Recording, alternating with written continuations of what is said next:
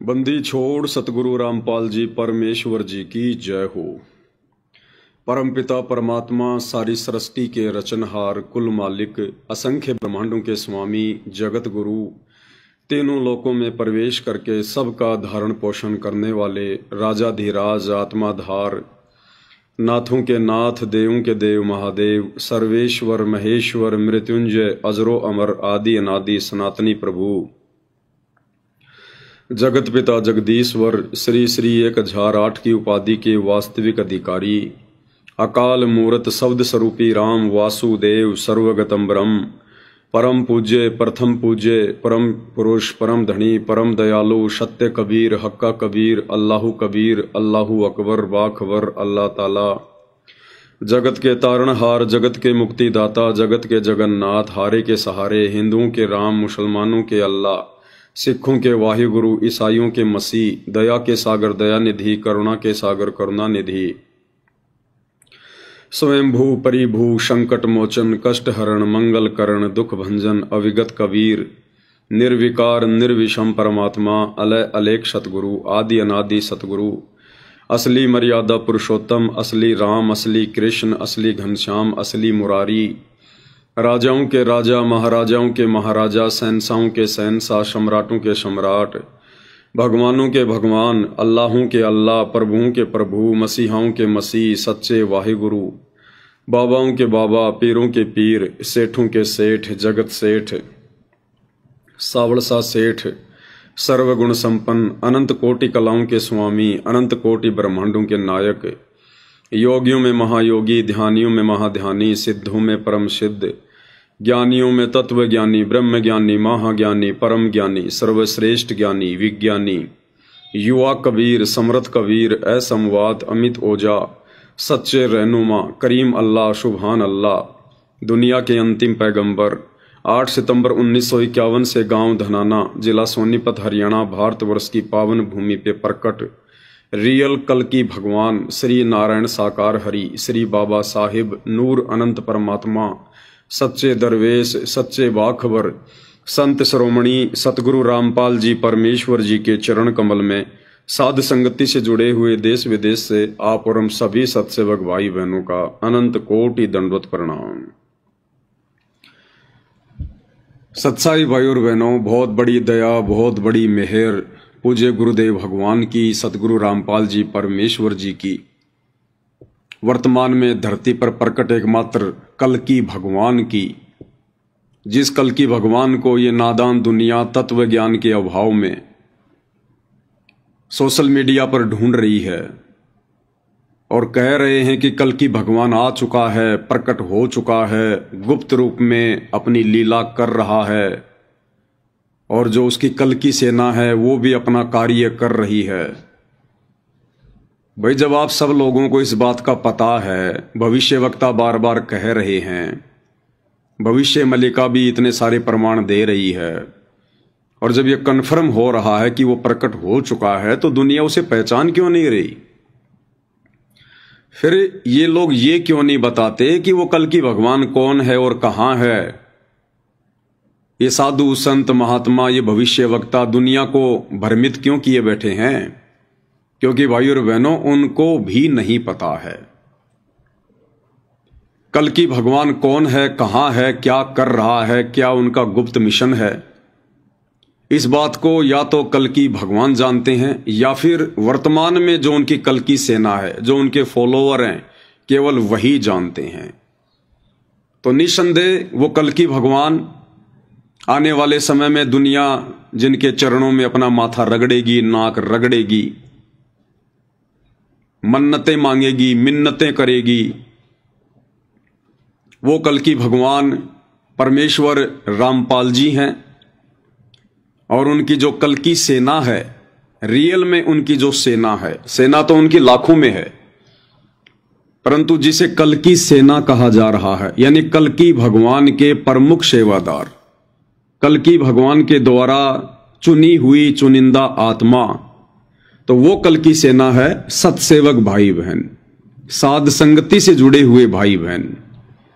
परमेश्वर रामपाल जी के लाखों की संख्या में देश विदेश में फॉलोवर हैं, वो कल की सेना नहीं है। देश विदेश में जितने भी उनके भगत हैं, और उन भगतों में यदि कोई साध संगति से जुड़ा हुआ है, सतसेवक है, सतसेवक का मतलब सच्चा भगत है, हर प्रकार से मर्यादाओं में रहते हुए एक भगत के सारे आभूषण, गुण, लक्षण, स्वभाव अपने ऊपर धारण करके, जो अपने कल की भगवान परमेश्वर रामपाल जी के वचन में रहकर, मर्यादाओं में रहकर, हर प्रकार से संघर्ष करते हुए जो भक्ति कर रहे हैं, वे भगत भाई बहन, वे चाहे देश में हो या विदेश में हो, रियल में वो कल की भगवान की सेना है। तो ये 2028 के आसपास दुनिया को पता चलेगा। अभी तो दुनिया हवा में फायर कर रही है, क्योंकि असल में दुनिया को भी अभी कल की भगवान की जरूरत नहीं है। दुनिया को जरूरत उस समय पड़ेगी जब दुनिया के घुटने टूट लेंगे। अभी तो बढ़िया रोजगार चल रहा है, बढ़िया बच्चे पढ़ रहे हैं, बढ़िया नौकरी है, सारी भौतिक सुख सुविधा है, बढ़िया शरीर है, घर पर कोई आपत्ति नहीं है। ऐसे में भला किसको कल की भगवान की जरूरत? केवल फॉर्मेलिटी में लोग झूम रहे हैं।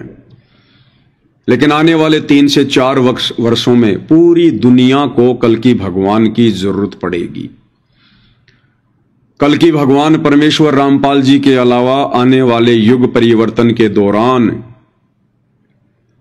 जो प्राकृतिक आपदाएं अपना तांडव मचाने वाली हैं, कहीं बाढ़ आएगी, कहीं भूकंप आएगा, 15-15 रिएक्टर का, अभी तो खाली 7-7 रिएक्टर के आ रहे हैं, 15-15 रिएक्टर के भूकंप आएंगे, धरती डोल उठेगी, भयानक मंजर होगा, कहीं सूखा पड़ा होगा, खाने को अनाज का दाना नहीं होगा, कहीं बाढ़ से जनजीवन अस्त व्यस्त हो चुका होगा, कई महामारी ने जोर पकड़ रखा होगा, डॉक्टर भी हॉस्पिटल छोड़ छोड़ के भागने पर मजबूर हो जाएंगे, वैज्ञानिक भी अपना दिमाग लगाना छोड़ देंगे कि ये क्या हो रहा है, चलते चलते आदमी क्यों मर रहे हैं।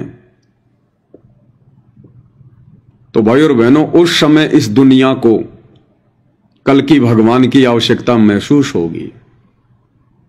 और क्यों महसूस होगी? क्योंकि वर्तमान में यह नादान दुनिया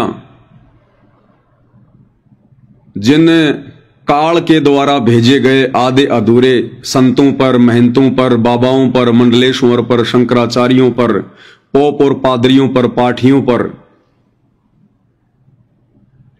ये आशा लगा के बैठी हुई है कि आने वाले विनाशकारी समय में ये हमारे गुरुजन हमारी रक्षा करेंगे, ये पोप और पादरी, ये पाठी, ये पास्टर हमारे लिए प्रार्थना करेंगे, दुआ करेंगे, और हमारे देवी देवता, हमारे जो पितर वगैरह हैं वो हमारी रक्षा करेंगे। तो भाई और बहनों, आने वाला जो विनाशकारी समय है 2028 निश्चित है।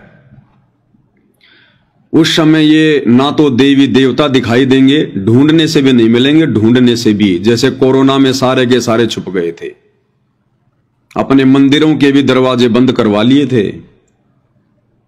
जबकि विचार करना चाहिए, इंसान भक्ति क्यों करता है, इंसान पूजा पाठ क्यों करता है, दान धर्म क्यों करता है, तीर्थों पर क्यों धक्के खाता है, कावड़ क्यों लेके आता है, व्रत क्यों करता है, बाबाओं की शरण में क्यों जाता है, मंदिरों में, मस्जिदों में, चर्चों में, गुरुद्वारों में क्यों जाता है?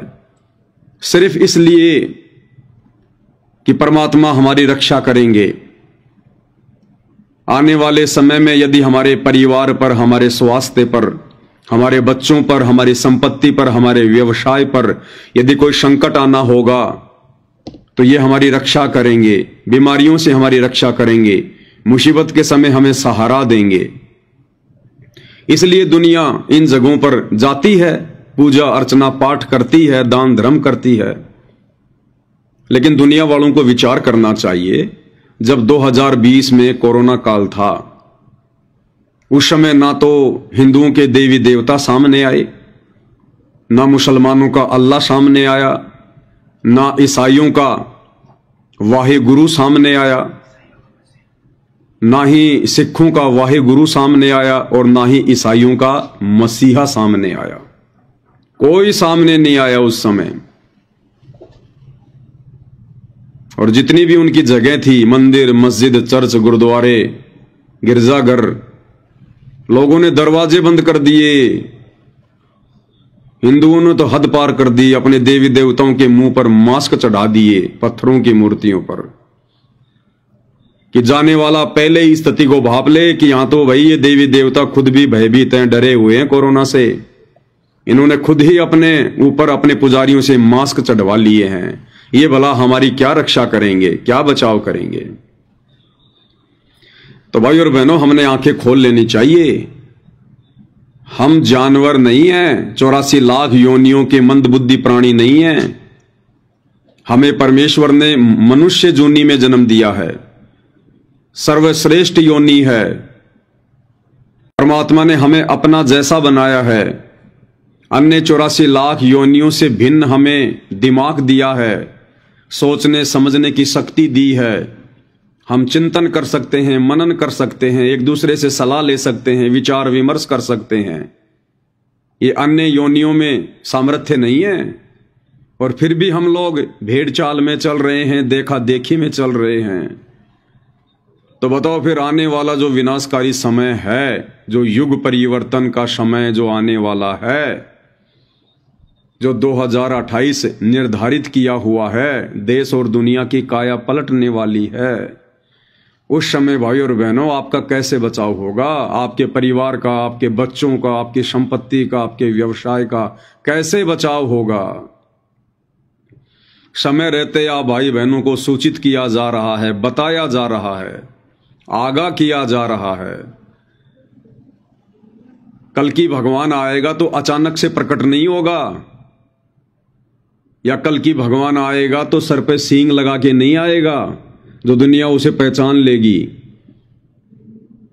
हम मनुष्यों को समझाने के लिए कल की भगवान मनुष्य बन के आएगा, हमारे जैसा ही होगा। उनके भी 2 हाथ होंगे, 1 नाक होगा, 2 आंखें होंगी, 2 पैर होंगे, वे भी ऐसे ही होंगे, क्योंकि इंसानों को समझाने के लिए इंसान ही बनकर आना पड़ेगा। जो भाई बहन ये बातें करते हैं कि भाई वो अचानक से प्रकट होंगे, तो अचानक से प्रकट होने का मतलब ये नहीं है कि जैसे खंबे से नरसिंह भगवान प्रकट हुए थे ऐसे प्रकट होंगे अचानक से, यानी उसी दिन वो दुनिया में अस्तित्व में आएंगे, उससे पहले वो धरती पर नहीं थे। ऐसा नहीं होगा। वर्तमान में उनका जो प्रकट होना है उसका मतलब ये है कि ये नादान दुनिया हर प्रकार से दुखी होकर, ये त्रस्त होकर, और उस कल की भगवान को उस समय पहचानेगी जब इनके सारे सहारे आसरे समाप्त हो चुके होंगे और एकमात्र देश और दुनिया में अपने बचाव का साधन कल की परमेश्वर रामपाल जी के अलावा कुछ भी दिखाई नहीं देगा। और फिर ये मीडिया तेजी से उनका प्रचार प्रसार करेगी, रातों रात उनका प्रचार प्रसार करेगी कि हम लोग बहुत बड़े धोखे में थे, हम ये समझ क्यों नहीं पाए। लाखों लोग समय रहते कल की परमेश्वर रामपाल जी की शरण में आकर अपना बचाव कर लिया, अपने परिवार का बचाव कर लिया, दर दर की ठोकरें खाने से बचे रहे, और हम क्यों नहीं पहचान पाए उनको उस समय। तो अचानक से ये दुनिया, ये मीडिया उनको संसार में जो है वो प्रकट करेगी अचानक से। जैसे बरवाला कांड 2014 हुआ, उस समय परमेश्वर रामपाल जी को देश दुनिया में ज्यादा पहचान नहीं मिल रही थी, क्योंकि वे गुप्त में अपना कार्य कर रहे थे, गांव गांव जाकर सत्संग कर रहे थे समय अनुसार। लेकिन जैसे ही बरवाला कांड 2014 हुआ, सारी मीडिया बरवाला आश्रम के आगे जाके डेरा जमा के बैठ गई और बस इसी उम्मीद में कैमरे लगाकर बैठी थी कि कब बाबा रामपाल बाहर आएगा, कब बाबा रामपाल बाहर आएगा, कोर्ट में जाएगा। तो पूरी दुनिया उस समय उनको देख रही थी। इसी प्रकार विनाशकारी समय के बाद जब इस देश और दुनिया की आंखें खुलेंगी, अपना 80% समय, श्वास, संपत्ति नष्ट करवा कर, उस समय जब लोगों की आंखें खुलेंगी, तब ये कल की परमेश्वर सतगुरु रामपाल जी पूरी दुनिया के सामने प्रकट होंगे। और यही मीडिया उनको प्रकट करेगी, जिस मीडिया ने 2006 में बरवाला कांड के दौरान, 2006 में करोथा कांड के दौरान उनके प्रवचन ना सुन पाने के कारण, उनको ना पहचान पाने के कारण उनकी बदनामी का कारण बनी, वही मीडिया आने वाले समय में 2028 के आसपास जो भी समय परमेश्वर ने निर्धारित किया हुआ है, यही मीडिया उन्हें देश और दुनिया में फेमस करेगी। और कल की परमेश्वर रामपाल जी की भक्ति के अलावा, उनकी पूजा पाठ के अलावा इस पूरी पृथ्वी पर दूसरी कोई भी साधना, कोई भी पूजा पाठ नहीं रहेगी। ये बातें वर्तमान में आपको अविश्वसनीय लग सकती हैं, अतिशयोक्ति युक्त लग सकती हैं, परंतु यही परम सत्य है। क्योंकि जब जब कोई भी महापुरुष इस पृथ्वी पर आता है, इस धरा पर आता है, हम उन्हें उस समय ना पहचान कर उस समय पहचानते हैं जब वो महापुरुष यहां से चले जाते हैं। जैसे त्रेता में रामचंद्र जी आए थे तो विष्णु जी के ही अवतार थे, स्वयं विष्णु ही थे। क्या दुनिया ने उनका फायदा उठाया? नहीं उठाया। दुनिया उनकी दुश्मन बनी रही। उनके घर में भी किसी ने उनको विष्णु का अवतार नहीं माना। उनकी सगी चाची कैकई, अगर वो उन्हें विष्णु मानती, विष्णु का अवतार मानती, तो उनके साथ में छल कपट नहीं करती, धोखा नहीं करती। अपने वचन का जो राजा दशरथ ने उसको दिया था एक युद्ध के दौरान, जो कैकई ने रथ की धुरी में अपनी उंगली फंसाई थी, क्योंकि उसका पहिया निकलने वाला था युद्ध के दौरान, और कैकई राजा दशरथ के साथ में थी, उसने अपनी उंगली फंसा दी थी उसमें। बाद में जब राजा दशरथ को युद्ध जीतने के बाद पता चला कि इसने तो बहुत बड़ी कुर्बानी दी है, तो खुश होकर कहा था कि मांगो, क्या मांगते हो? तब उसने कहा था कि समय आने पर मांगूंगी, क्योंकि काल ने वो समय निश्चित किया हुआ था। क्योंकि ये राम कृष्ण ब्रह्मा विष्णु महेश की जो स्टोरी है भाई और बहनों, ये पहले से लिखी हुई होती है, सब कुछ निर्धारित होता है। तो उसने कहा कि समय आने पर मांगूंगी। और जब वो समय आया, दशरथ पुत्र श्री रामचंद्र जी को जब राज्याभिषेक किया जा रहा था, उस समय उसकी एक दासी थी मंथरा, उसके कहने पर वो भ्रमित हो गई, काल उसकी बुद्धि पर बैठ गया और उसने कहा कि रामचंद्र जी को 14 वर्ष का वनवास और मेरे पुत्र भरत को अयोध्या का राज्य। तो बताओ भाई और बहनों, अगर रामचंद्र जी की, विष्णु अवतार की खुद की सगी चाची अगर उन्हें विष्णु मानती, विष्णु का अवतार मानती, तो क्या ऐसी दुष्टता कर सकती थी? तो उनका परिवार ही नहीं मानता था उन्हें, बाहर वाले तो मानते कहां। लंका का राजा रावण उनकी धर्मपत्नी सीता का हरण करके ले गया। अब बताओ, रावण अगर उन्हें विष्णु का अवतार मानता तो कैसे अपनी माता का हरण कर सकता था? स्वयं लक्ष्मण भी उन्हें विष्णु का अवतार नहीं मानते थे। अगर मानते तो कभी भी ये सोचकर उनके साथ में वनवास में नहीं जाते कि मैं अपने भाई की रक्षा करूंगा। अरे भगवान की रक्षा कौन करेगा? 3 लोकों में विष्णु जी से बढ़कर कौन है? लेकिन लक्ष्मण भी उन्हें वो परम शक्ति नहीं मान रहे थे। लोगों ने उनके साथ में लड़ाइयां की, झगड़े किए, और उनके चले जाने के बाद भाई और बहनों अब उनके मंदिर बनाए जा रहे हैं, करोड़ों रुपया बर्बाद किया जा रहा है, दुनिया पैदल यात्रा कर करके वहां जा रही है, अपनी प्रार्थनाएं लेकर, मन में तरह तरह की जिज्ञासाएं लेकर, इच्छाएं लेकर, मेरा यह काम बन जाएगा, मेरा वो काम बन जाएगा। बनना धरना कुछ भी नहीं, अब कुछ भी नहीं बनना। अब तो केवल वो यादगारें हैं। वो मंदिर केवल एक यादगार है। उस मंदिर में जाने से, मत्था टेकने से, चढ़ावा चढ़ाने से, वहां रोने से, धोने से कुछ नहीं मिलेगा। वही मिलेगा जो तुम्हारे भाग्य में लिखा हुआ है। और तुम्हें भ्रम हो जाता है कि मुझे तो इस मंदिर में आने के बाद ये वस्तु मिल गई, मेरा ये काम हो गया। क्योंकि जब ये आत्मा रोती है, पुकार करती है विशेष परिस्थितियों में, तो कहां जाके करेगी? किसी मंदिर में, किसी मस्जिद में, किसी चर्च में, किसी गुरुद्वारे पर, या वैसे किसी मूर्ति के आगे।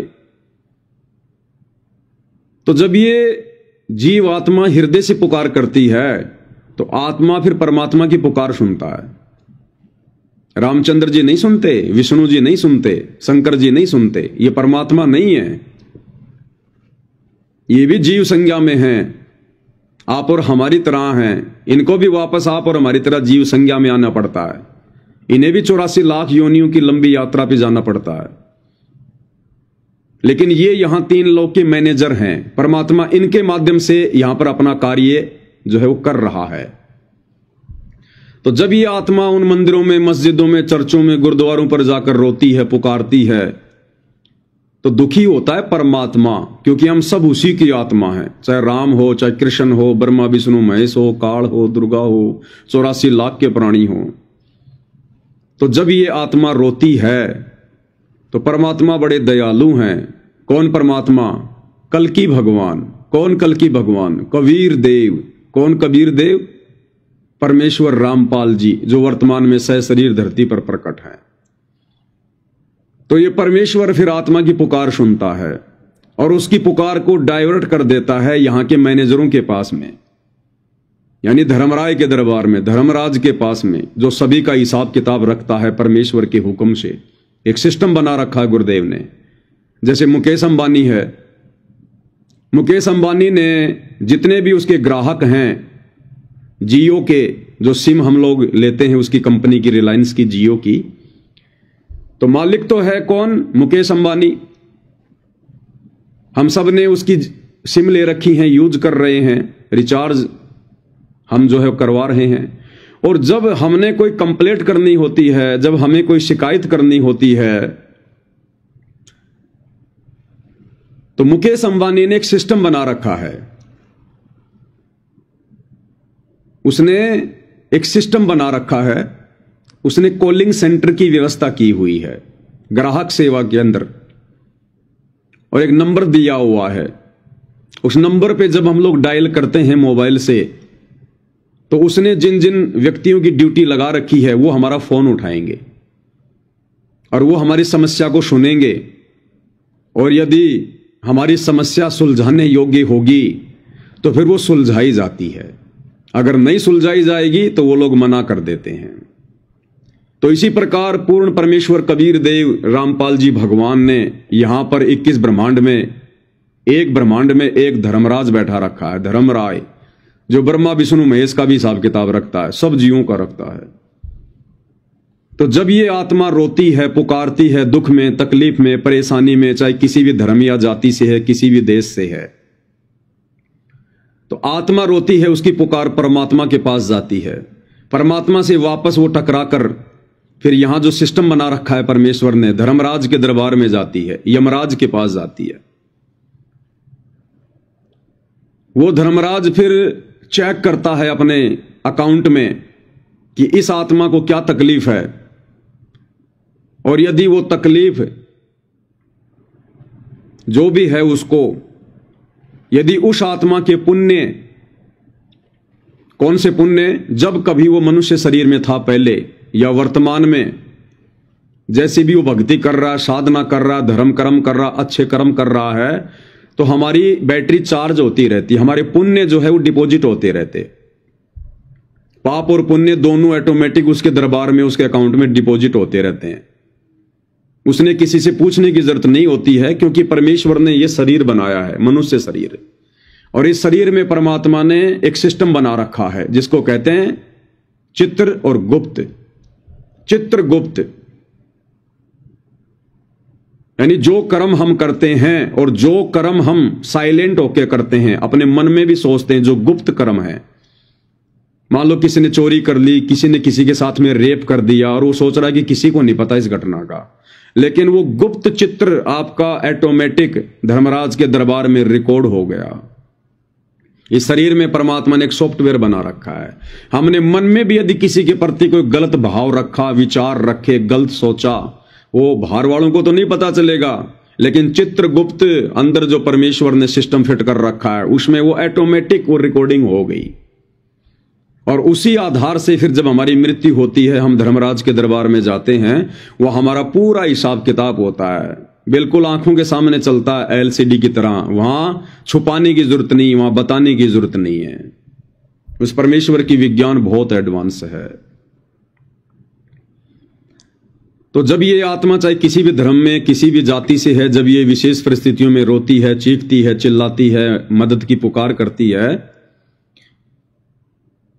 तो हम तो रोते हैं इन मंदिरों में जाके, मूर्तियों के आगे, मुसलमान इन मस्जिदों में, इन मज़ारों के आगे रोता है, सिख भाई अपने गुरुद्वारों में, ईसाई जो है इन चर्चों में जाके, या वैसे भी कहीं से भी। और जब वो धर्मराज के पास में परमात्मा डाइवर्ट करता है उसकी पुकार को, तो धर्मराज देखता है कि इसके अकाउंट में कुछ बैलेंस है कि नहीं है, कोई ऐसा दान पुण्य, कोई ऐसा सही कर्म, कोई सदकर्म जिसके बदले में इसकी मदद कर सकूं। और यदि किसी का बैलेंस है, अच्छे पुण्य यदि डिपॉजिट हैं किसी जन्म जन्मांतर के, अभी बैलेंस है, बैटरी चार्ज है, तो धर्मराज उसमें से कुछ पुण्य निकाल कर और उस विशेष आपत्ति से उस आत्मा को राहत प्रदान कर देता है। कारण चाहे कुछ भी बने, कोई रिश्तेदार मदद करे या कोई पड़ोसी मदद करे, या उसका ऑपरेशन सक्सेसफुल हो जाए। जैसे कई बार डॉक्टर कहते हैं भैया ये होना तो नहीं था लेकिन हो कैसे गया, ये तो चमत्कार हो गया। उसकी पुकार परमात्मा ने सुनी, धर्मराज के पास में भेजी, धर्मराज ने उसका अकाउंट चेक किया, उसके जन्म जन्मांतरों के शुभ कर्म डिपॉजिट थे, वो शुभ कर्म वहां से निकाल कर थोड़े बहुत और उसकी मदद कर दी गई, उसको उस बीमारी से राहत मिल गई। और उस नादान आत्मा ने यह सोच लिया कि मैं तो हनुमान जी की मूर्ति के आगे रो रही थी, मेरे तो हनुमान जी ने मेरी बात सुन ली, बाबा श्याम जी ने मेरी पुकार सुन ली, ब्रह्मा विष्णु महेश ने सुन ली, मेरे अल्लाह मौला ने सुन ली, मैं फलानी मजार पे गया था, वहां पर मैंने चादर चढ़ाई थी जिस कारण से मेरे घर में बेटा उत्पन्न हो गया। तो भाइयों और बहनों, ये हमारी आध्यात्मिक नादानी है, नादानी। अरे लाखों लोग साल भर में चादर चढ़ाते हैं, वो बाकी लोगों की दुर्गति क्यों हो रही है भाई?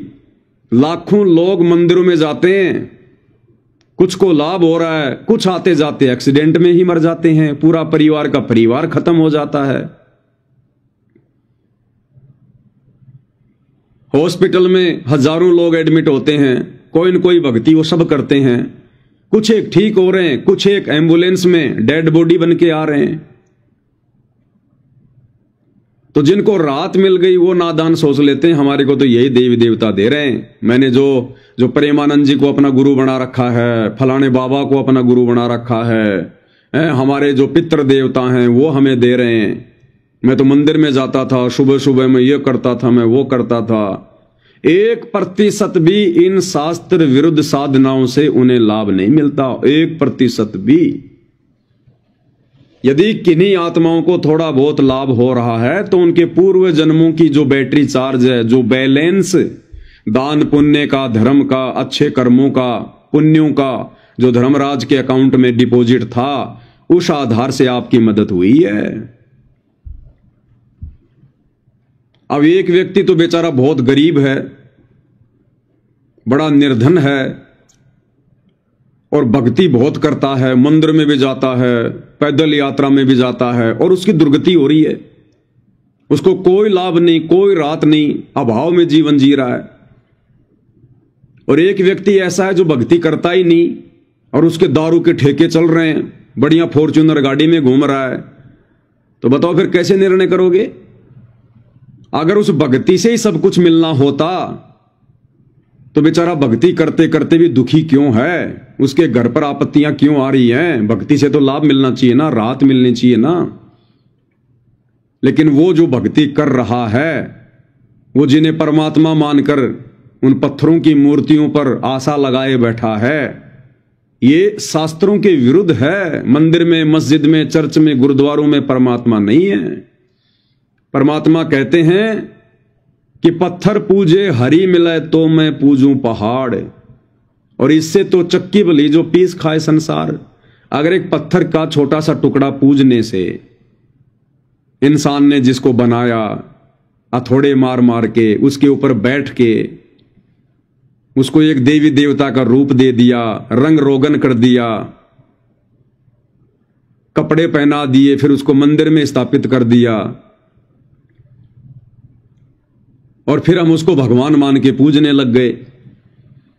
तो परमेश्वर कबीर जी कहते हैं कि अगर उस पत्थर को पूजने से अगर मुझे भगवान मिले, परमात्मा मिले, सुख शांति मिले, धन धान्य मिले, तो भाई मैं तो इस पहाड़ की पूजा करूंगा फिर। क्योंकि जब एक छोटी सी पत्थर की मूर्ति को पूजने से या सोने चांदी की मूर्ति पूजने से जब इतना लाभ मिल सकता है, तो अगर मैं उस पहाड़ को पूजूंगा जो इतना बड़ा जो कि स्टोन है, वो पत्थर है, तो मुझे तो उस मंदिर में जाने वाले व्यक्ति से लाखों गुना ज्यादा लाभ मिलेगा। क्योंकि उसकी मूर्ति तो मुश्किल से आधा किलो की होगी, 2 किलो की होगी, पाव भर की होगी, और ये पत्थर तो इसका तो वजन ही काउंट नहीं होता, तो मुझे तो बहुत ज्यादा लाभ मिलेगा। तो कहते हैं पत्थर पूजे भगवान मिला, यानी सुख मिला है तो मैं पूजूं पहाड़। और फिर हम नादानों की, मंदबुद्धि प्राणियों की, मनुष्य होकर जो जानवरों जैसा कार्य कर रहे हैं, कबीर परमेश्वर उनकी आंखें खोलते हैं कि इससे तो चक्की भली जो पीस खाए संसार, कि तुम्हारे इन पत्थरों के देवी देवताओं से, भगवानों से, तो वो पत्थर से बनी हुई वो चक्की लाख गुना अच्छी है, जो कम से कम आटा पीस कर हमारे को भोजन तो खिला रही है। ये भगवान तो तुम्हारा चक्की का काम भी नहीं कर सकते। तो भाइयों और बहनों, ये हमारी आध्यात्मिक नादानी थी, क्योंकि हमारे पूर्वज अशिक्षित थे, अनपढ़ थे, उन्हें धर्मशास्त्रों का ज्ञान नहीं था, वेद, गीता, कुरान, पुराण, बाइबल का ज्ञान नहीं था। आम व्यक्तियों की पहुंच से बहुत दूर थे ये धर्मशास्त्र। केवल एक वर्ग विशेष, जिसको पंडित कहते हैं, जिसको ब्राह्मण कहते हैं, उन्हीं लोगों को पढ़ने का अधिकार था, और ये संस्कृत में होते थे। आम व्यक्ति को तो पढ़ने का भी अधिकार नहीं था इन शास्त्रों को, और वो भी संस्कृत में, तो भला कैसे जान पाते। और ये पंडित लोग समझ नहीं पाए। ब्राह्मणों के वंशज कहे जाते हैं श्री ब्रह्मा जी, और पूज्य परमेश्वर रामपाल जी भगवान ने श्रीमद् भागवत उसको खोल के दिखा दिया, बता दिया। 6वां स्कंद 3रा अध्याय। ना ब्रह्मा जी को ज्ञान है, ना सृष्टि का ज्ञान है, ना उन्हें परमात्मा का ज्ञान है। उन्हें खुद की उत्पत्ति का भी ज्ञान नहीं है कि मैं कैसे पैदा हो गया, मेरे को किसने पैदा किया। ना विष्णु जी को ज्ञान है, ना शंकर जी को ज्ञान है। फिर अन्य देवी देवताओं को कहां से ज्ञान होगा। और फिर ये मनु जैसे, पाराशर जैसे, वेद व्यास जैसे, ना इनको ज्ञान है। तो बताओ फिर हमारे पूर्वजों को, जिन्होंने बेचारों ने जिंदगी में कभी वेदों की शक्ल भी नहीं देखी, गीता जी की शक्ल भी नहीं देखी, उन्हें कैसे ज्ञान होता। तो जैसा उन ब्राह्मणों ने, उन पंडितों ने, जो ये कहा करते थे कि हम तो नालंदा विश्वविद्यालय से संस्कृत पढ़ के आए हैं, आचार्य की उपाधि लेकर आए हैं, कोई द्विवेदी की उपाधि लेके आता था। द्विवेदी यानी जिसको 2 वेदों का ज्ञान होता था, वो द्विवेदी। जिसने 3 वेदों को पढ़ा उसको त्रिवेदी कहते थे। जिसने 4 वेदों को कंठस्थ याद कर लिया, पढ़ लिया, रट्टा मार लिया, उसको चतुर्वेदी। आगे चलकर ये जातियां बन गई उनकी। तो हमारे पूर्वजों ने अशिक्षा के कारण और विश्वास कर लिया कि ये पंडित लोग जो इतनी बड़ी बड़ी यूनिवर्सिटियों में पढ़ के आए हैं, धारा प्रवाह संस्कृत बोल रहे हैं, इन्हें तो पूरा ज्ञान होगा भक्ति और भगवान का। जबकि उनको तो कै ख गय भी ज्ञान नहीं था भक्ति और भगवान का, कै ख गय भी। हालांकि वेदों में आदि अधूरी साधना है परमात्मा की, कंप्लीट ज्ञान नहीं है, लेकिन वो भी इन लोगों को नहीं पता था। और काल की साधना में, ब्रह्मा विष्णु महेश तक की साधना में, गीता जिसको मना कर रही है अध्याय 7 श्लोक 12 से 15 में, उसी में उलझा के रखा। और उन आत्माओं को थोड़ा बहुत जो लाभ मिल जाता था, वो केवल उनके पूर्व जन्मों के पुण्यों के बैलेंस के आधार पर मिलता था। और वो सोच लेते थे कि ये पंडित जी ने हमें जो विधि बताई है कि सोमवार का व्रत कर ले, शुक्रवार का व्रत कर ले, सत्यनारायण की कथा कर ले, कावड़ ले आ, पैदल यात्रा कर ले, फलाने पीपल के पेड़ के धागा बांध दे, चौराहे पर ये टुंडर फुंडर कर दे, जंतर मंत्र कर दे। हमारे पूर्वज सोचते थे कि इन पंडित जियों ने हमें जो विधि बताई है इसी से हमें लाभ हुआ है, जबकि उस विधि को अपनाकर तो हम परमात्मा के दोषी बनते जा रहे थे, क्योंकि शास्त्र विरुद्ध साधना करना परमात्मा का विरोध करना है, परमात्मा का दोषी बनना है। तो इन पंडितों ने, इन ब्राह्मणों ने तो आप और हमारे को हमेशा परमात्मा का अपराधी बनाया है, और हमें जो लाभ मिल रहे थे वो उल्टी साधना, जंतर मंत्र, टुंडर फुंडर करते करते वो दे रहा था परमपिता परमेश्वर हमारी ही भक्ति से, जो किसी जन्म में हमने उस परमेश्वर की शरण में आकर सत भक्ति की होती है, जो हमारा भक्ति बैलेंस धर्मराज के दरबार में डिपॉजिट था, उसी से हमें लाभ मिलता था। तो जो व्यक्ति पूरी जिंदगी भक्ति कर रहा है, मंदिर में जाता है, व्रत करता है, दान पुण्य करता है, और वो बेचारा अभाव का जीवन जी रहा है, उसके संकट दूर होने का नाम भी नहीं ले रहे, और एक व्यक्ति दारू के ठेके खोल के बैठा है, 2 नंबर के काम कर रहा है, झूठ पे झूठ बोलता है, मिलावट करता है, रिश्वत लेता है, और वो ना कोई भक्ति करता, और उसके ठाट हो रहे हैं। तो भाइयों और बहनों, जो व्यक्ति वर्तमान में मंदिर में, मस्जिद में, चर्च में, गुरुद्वारों पर भक्ति करते करते भी जो दुखी है, वो दुखी इसलिए है क्योंकि वर्तमान में वो जो भक्ति कर रहा है वो शास्त्र विरुद्ध है, हमारे धर्म ग्रंथों के विरुद्ध है, वो मनमाना आचरण है, जिस कारण से उस वर्तमान भक्ति से वो चाहे मंदिर में जाए, चाहे मस्जिद में, चाहे चर्च में, चाहे गुरुद्वारों पर, चाहे किसी बाबा की शरण में जाए, उसको उस भक्ति से कोई लाभ नहीं होना है, और उसके पूर्व जन्मों की भक्ति का जो बैलेंस होता है वो भी धर्मराज के दरबार में खाली पड़ा है, जिस कारण से उसका कहीं से भी कोई राहत उसको नहीं मिल रही है। और अंत में वो आत्मा क्या सोचती है कि भाई धरती पर भगवान है ही नहीं, कि धरती पर कोई भगवान नहीं है, और उस व्यक्ति को देखकर अन्य लोग भी, उसके रिश्तेदार, उसके गांव वाले, उसके समाज वाले भी ये सोच बैठते हैं नादानी में कि भाई धरती पर भगवान नाम की कोई चीज नहीं है। अरे इस आदमी से ज्यादा भक्ति कौन करता होगा, इसने कोई मंदिर नहीं छोड़ा, सारे ये व्रत करता था, कभी इसने किसी का बुरा नहीं किया, चींटी तक को कभी इसने सताया नहीं, और भक्ति करते करते इसकी दुर्गति हो रही है, भाई धरती पर भगवान नहीं है, ये सोचकर वो लोग भी नास्तिक होते जा रहे हैं। जबकि विचार करना चाहिए भाइयों और बहनों, जब तक हमें गीता अध्याय 4 श्लोक 34 के अनुसार वो तत्वदर्शी संत नहीं मिलेगा,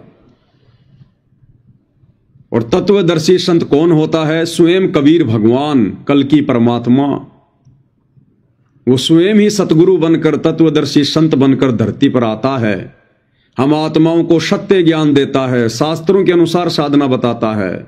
लेकिन ये काल प्रेरित नकली धर्म गुरु, साधु, संत, महात्मा, मंडलेश्वर, आचार्य, शंकराचार्य, पोप, पादरी,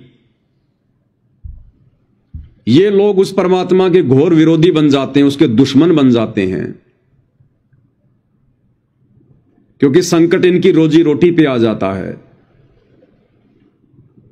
उस परमेश्वर के ज्ञान को ये सुनते भी हैं, समझते भी हैं, और इन धर्म गुरुओं को ये पता भी चल जाता है कि जो साधना इस महापुरुष के द्वारा जो समझाई जा रही है, जो बताई जा रही है, बिल्कुल सत्य है, शास्त्रों में ऐसा ही लिखा है। लेकिन अपने स्वार्थ के कारण, काल प्रेरणा के चलते, कि यदि हमने इसकी साधना को स्वीकार कर लिया तो हमने फिर ये कर्मकांड छोड़ने पड़ेंगे, जो ये जंतर मंत्र, टुंडर फुंडर, व्रत, आन उपासना, ये हमने छोड़नी पड़ेंगी, और समाज को सच्चाई बतानी पड़ेगी। और अगर समाज को हमने सच्चाई बता दी तो फिर हमारा ये धंधा कैसे चलेगा, हमारी रोजी रोटी कैसे चलेगी, हमारे बच्चे कैसे पढ़ेंगे। तो अपने स्वार्थ के लिए ये लोग फिर समाज को गुमराह करके बैठे रहते हैं, क्योंकि आम समाज शिक्षित नहीं होता, तो कह देते हैं कि ये तो अनपढ़ है, इसको क्या पता शास्त्रों का, इसको क्या पता संस्कृत का, इसने कोई गुरु नहीं बनाया हुआ, हमने देखो ये बचपन से संस्कृत पढ़ी है, हम नालंदा विश्वविद्यालय में आचार्य की डिग्री लेकर आए हैं, और आम समाज भी बेचारा नादानी में उनको पंडित मानकर, ब्राह्मण मानकर, शास्त्रों का ज्ञाता मानकर, उनकी धारा प्रवाह संस्कृत से प्रभावित होकर और उस महापुरुष को रिजेक्ट कर देते हैं जो सत्य साधना बताते हैं, जिस साधना के करने से तुरंत लाभ शुरू हो जाते हैं। तो जिस कारण से भाइयों और बहनों ये समाज धीरे धीरे नास्तिकता की ओर बढ़ता जा रहा था। और वो दूसरा व्यक्ति जो कोई भक्ति भी नहीं कर रहा, दारू के ठेके खोल के बैठा है, लंबी लंबी गाड़ियों में घूम रहा है, सारे उल्टे काम करता है, और जब उस आदमी को लोग देखते हैं तो कहते हैं भैया वास्तव में भगवान नहीं है।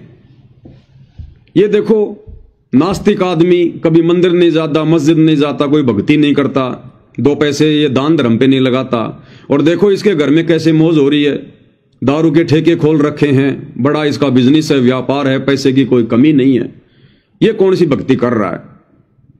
फिर भगवान को दोष देते हैं कि भगवान भी दोगला है, भगवान के घर में न्याय नहीं है। लेकिन भाई और बहनों ऐसा नहीं है। जो व्यक्ति वर्तमान में भक्ति नहीं कर रहा है फिर भी उसकी मौज मच रही है, उस व्यक्ति के पास में पूर्व जन्मों की भक्ति कमाई जमा है धर्मराज के दरबार में। और कहते हैं साहिब हकना राक्षसी जब मांगो तब दे। वो परमात्मा किसी का रखता नहीं है। उस भाई ने जो वर्तमान में भक्ति नहीं कर रहा, उल्टे काम कर रहा है, सारी भौतिक सुख सुविधा उसको प्राप्त है, लेकिन भाई पूर्व जन्मों में जब कभी उसको मनुष्य जन्म प्राप्त था और जब ये पूर्ण परमात्मा, ये कबीर भगवान, परमेश्वर रामपाल जी चारों युगों में आते रहते हैं, साधु संत महात्मा के रूप बना बना के आत्माओं को समझाते रहते हैं, ज्ञान देते रहते हैं, सत भक्ति करवाते रहते हैं, तो वो आत्मा अपने पूर्व जन्मों में परमेश्वर की शरण में रहकर भक्ति कर चुकी होती है, थोड़ी बहुत सत भक्ति मंत्रों का जाप करती है, शास्त्र अनुकूल साधना करती है, पूर्ण संत के चरणों में उस सुपात्र को दान धर्म करती है, जिस कारण से उसका भक्ति वाला बैलेंस बढ़ता रहता है और धर्मराज के दरबार में ऑटोमेटिक जमा होता रहता है। और जब तक धर्मराज के दरबार में हमारा भक्ति वाला बैलेंस है तब तक भाई और बहनों हम चाहे भक्ति करें या ना करें, हम चाहे कितने भी कुकर्म करें, तब तक हमारे घर में मौज ही मची रहेगी, ठाट बाट रहेंगे। जिस प्रकार गुरुदेव ने उदाहरण दिया इन्वर्टर और बैटरी। जिस व्यक्ति ने लाइट में इन्वर्टर लगाकर और बैटरी को चार्ज कर लिया, अब अगर लाइट भी चली जाती है या वो व्यक्ति लाइट से अपने इन्वर्टर के तार को हटा लेता है तो भी उसके घर में लाइट जलेगी, पंखे चलेंगे, जबकि लाइट भी नहीं आ रही, उसने लाइट में इन्वर्टर भी नहीं लगा रखा, फिर भी उसके घर में रोशनी है। क्यों? क्योंकि उसने बैटरी को चार्ज कर रखा है। तो ठीक इसी प्रकार उस व्यक्ति ने जो वर्तमान में भक्ति नहीं कर रहा फिर भी ठाट बाट है, उसने अपनी भक्ति रूपी बैटरी को किसी जन्म में परम संत की शरण में आकर चार्ज कर रखा है, लेकिन वर्तमान में कोई भक्ति नहीं कर रहा फिर भी उसकी ठाट बाट हो रही है। क्यों? क्योंकि उसके पुण्यों की बैटरी चार्ज है। और जिस दिन उसकी बैटरी डिस्चार्ज हो जाएगी, क्योंकि वो बैटरी कब तक चलेगी भाई, वर्तमान में तो भक्ति नहीं कर रहा सही, और पूर्व जन्मों की बैटरी कब तक चलेगी, वर्तमान में तो आपने लाइट में इन्वर्टर लगा नहीं रखा, बैटरी आपकी चार्ज है, पंखे आपके चल रहे हैं, लाइट जल रही है, तो बैटरी की भी एक लिमिट है ना, 4, 5, 8, 10 घंटे बाद बैटरी डिश होगी। और जब उस व्यक्ति की वो बैटरी डिश होगी दान धर्म वाली, वो पुण्य वाली, तो फिर हम लोग क्या देखते हैं अखबार में कि फला फला व्यक्ति जिसके इतनी बड़ी बड़ी कंपनियां थी रोड एक्सीडेंट में मारा गया। अब कहां चला गया भैया उसका सुख? अब उसकी दुर्गति क्यों हुई? क्योंकि उसकी बैटरी डिस्चार्ज हो गई और वर्तमान में वो भक्ति नहीं कर रहा था। और वो पंडित जी जो भक्ति करते करते भी दुखी था क्योंकि वर्तमान में वो सही भक्ति नहीं कर रहा था, उसने गलत चार्जर लगा रखा था और पूर्व जन्मों की उसकी बैटरी वैसे ही डिस्चार्ज थी, जिस कारण से उसको ना वर्तमान में भक्ति से लाभ था ना पूर्व जन्म का उसका बैलेंस था। तो भाई और बहनों, ये सारा का सारा जो रहस्य है ये हमारे नकली धर्म गुरु हमें नहीं समझा पाए, नहीं बता पाए, क्योंकि इनको खुद को ज्ञान नहीं था और इन्होंने अपनी रोजी रोटी के लिए हमारे भोले भाले पूर्वजों को भ्रमित करके रखा भक्ति और भगवान के नाम पर। अब स्वयं वो कबीर परमेश्वर धरती पर आए हैं। 8 सितंबर 1951 को पुनः इस कलयुग की पिछली पीढ़ी में प्रकट हुए हैं परमेश्वर रामपाल जी। अब हमें समझाने के लिए भगवान हमारे जैसा ही तो बन के आएगा, सींग लगा के थोड़ी आएगा। अब ये हमारी नादानी है कि वर्तमान में हम उनके प्रवचन नहीं सुन रहे, हम उनके सत्संग नहीं सुन रहे, और जबरदस्ती भगवान करता नहीं है। जैसे बहुत सारे लोग कहते हैं कि भगवान तो 1 मिनट में सबको सुखी कर सकता है, भगवान तो जो चाहे सो कर सकता है। अरे भैया, भगवान जो चाहे सो कर सकता है, सारे काम कर सकता है। जिस प्रकार मुकेश अंबानी चाहे तो सबके मोबाइल रिचार्ज कर सकता है, सबकी सिम रिचार्ज कर सकता है, वो उसके पास क्षमता है, पावर है। लेकिन भैया महीने के महीने उसको पैसे देने पड़ते हैं, वो फ्री में किसी का नहीं करता। जबकि वो तो सक्षम है, फिर क्यों नहीं कर रहा? इसी प्रकार जब परमेश्वर इस मृत लोक में आता है तो यहां उनके कुछ नियम होते हैं। अगर परमेश्वर इसी प्रकार से सबको लाभ देने लग जाएगा, सबको राहत देना लग जाएगा, तो उनका नियम टूटेगा, उनका विधान टूटेगा। फिर कोई यहां भक्ति नहीं करना चाहेगा, कोई यहां पर काम धंधा नहीं करना चाहिएगा, कोई यहां पर एक दूसरे के साथ में अच्छा व्यवहार नहीं करेगा। अगर भगवान इसी प्रकार से सबको देने लग गया तो यहां की सारी व्यवस्था बिगड़ जाएगी। फिर कोई किसी को कुछ नहीं समझेगा। आज चंद लोग हमारे ऊपर राज्य कर रहे हैं, चंद लोग हमारे ऊपर शासन कर रहे हैं, जिन्हें राजनेता कहते हैं। फिर ये सारा सिस्टम बिगड़ जाएगा। जब किसी के पास कोई पैसे की कमी नहीं होगी, सबके घर में मौज मचेगी, तो कौन किसको बख्शेगा फिर? तो ये मृत लोक है भाई, ये काल का लोक है। हम अपनी गलती से यहां पर आए हैं इस काल के साथ में, अपने परमात्मा को छोड़कर सतलोक को, तो हम यहां पर सजा पा रहे हैं। और इस लोक में कभी भी समानता नहीं हो सकती, कभी भी यहां की शासन व्यवस्था सुचारू नहीं हो सकती। यहां पर अमीर और ये गरीब, ये भेद हमेशा रहेगा। दुख और सुख यहां हमेशा रहेंगे। अगर यहीं पर सारे सुख दे दिए भगवान ने, तो भगवान के साथ फिर उनकी भक्ति करके सतलोक कौन जाएगा? तो यहां परमेश्वर फिर उन्हीं आत्माओं को सुखी करेगा, उन्हीं आत्माओं को सब कुछ देगा जो आत्माएं संत रूप में आए हुए उस कबीर भगवान की भक्ति पर लग जाएंगी और मर्यादा में रहकर भक्ति करेंगी, उनके बताए अनुसार भक्ति करेंगी। फिर इस परमेश्वर के हाथ देखना भाई और बहनों, ब्रह्मा विष्णु महेश भी अपने पुजारियों को जो लाभ नहीं दे सकते, वो लाभ चंद दिनों में परमेश्वर रामपाल जी के भक्तों को मिलना शुरू हो जाएगा, इस कबीर भगवान के भक्तों को मिलना शुरू हो जाएगा। इसलिए भाई और बहनों, परमेश्वर रामपाल जी ने आकर सभी धर्मशास्त्रों का सार, निष्कर्ष सर्व समाज को सार्वजनिक तौर पर सत्संगों के माध्यम से बताया, समझाया। सन 1994 से बता रहे हैं, समझा रहे हैं। लेकिन काल प्रेरणा से हम उन्हें पहचान नहीं पा रहे, हम उन्हें समझ नहीं पा रहे, और अपनी दुर्गति का कारण हम खुद ही बन के बैठे हुए हैं। तो जबरदस्ती भगवान नहीं करेगा भाई। आपने उनके प्रवचन सुनने पड़ेंगे, सत्संग सुनने पड़ेंगे, सत्संग सुन के उनके शरण में आना पड़ेगा। जिस प्रकार आप चाहे कितने बीमार हैं, कोई भी आपको समस्या है, अगर आपने उस बीमारी से राहत प्राप्त करनी है तो आपने डॉक्टर की शरण में जाना पड़ेगा। डॉक्टर आपको रोड से उठा के आपको ऑपरेशन नहीं करेगा, आपने डॉक्टर की शरण में जाना पड़ेगा, अपने हॉस्पिटल में जाना पड़ेगा। और उसके बाद डॉक्टर जैसा कहेगा, जैसे आपको खाने पीने की दवाई देगा, जो जो आपको मर्यादा बताएगा, जो परहेज बताएगा, आपने उन तमाम चीजों को फॉलो करना पड़ेगा, तब आप उस बीमारी से छुटकारा प्राप्त करोगे। इसी प्रकार जब परमेश्वर संत रूप में आते हैं तो हमने उनकी शरण में जाना पड़ेगा। और शरण में कब जाएंगे? जब हम उनके सत्संग सुनेंगे, क्योंकि ज्ञान से तो ज्ञान होगा। और उनकी शरण में जाकर उनसे नाम उपदेश लेकर फिर उनके बताए अनुसार हमने भक्ति साधना करनी पड़ेगी, मर्यादाओं में रहना पड़ेगा।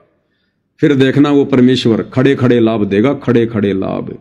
हम लोग सोचते रह जाएंगे, हमने सुने थे कि भगवान ऐसा भी करता है, भगवान ऐसे भी लाभ देता है।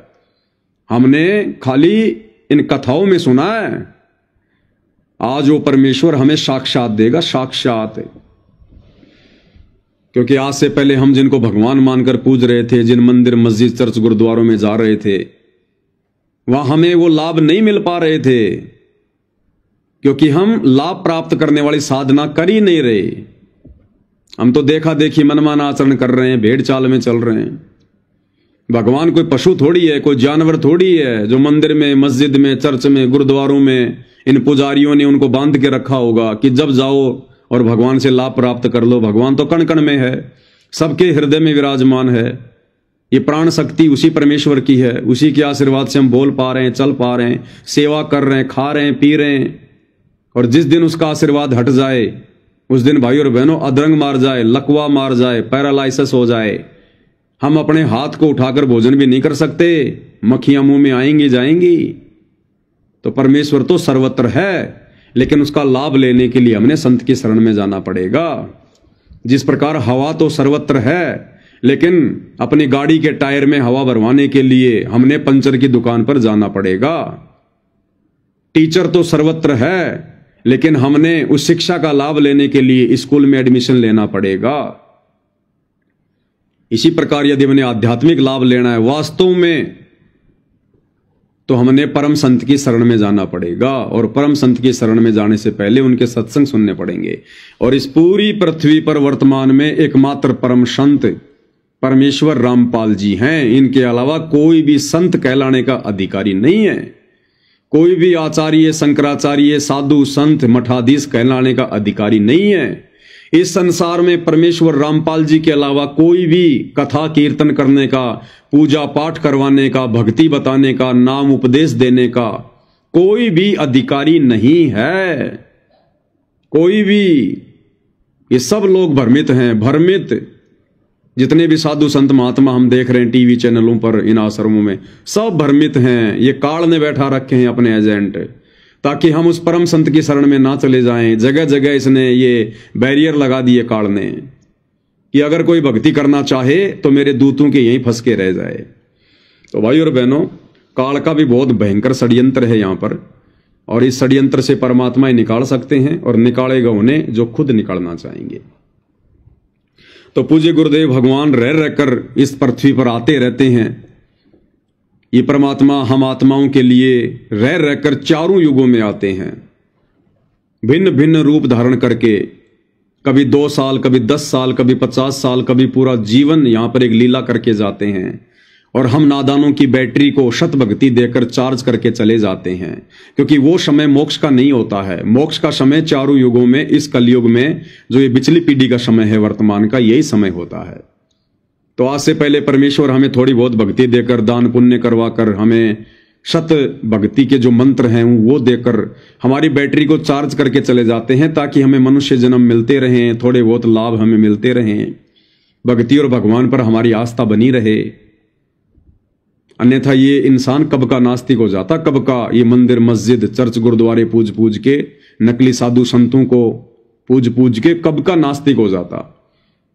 लेकिन हमारी आस्था बनी रही, हमारी धार्मिकता बनी रही। परमात्मा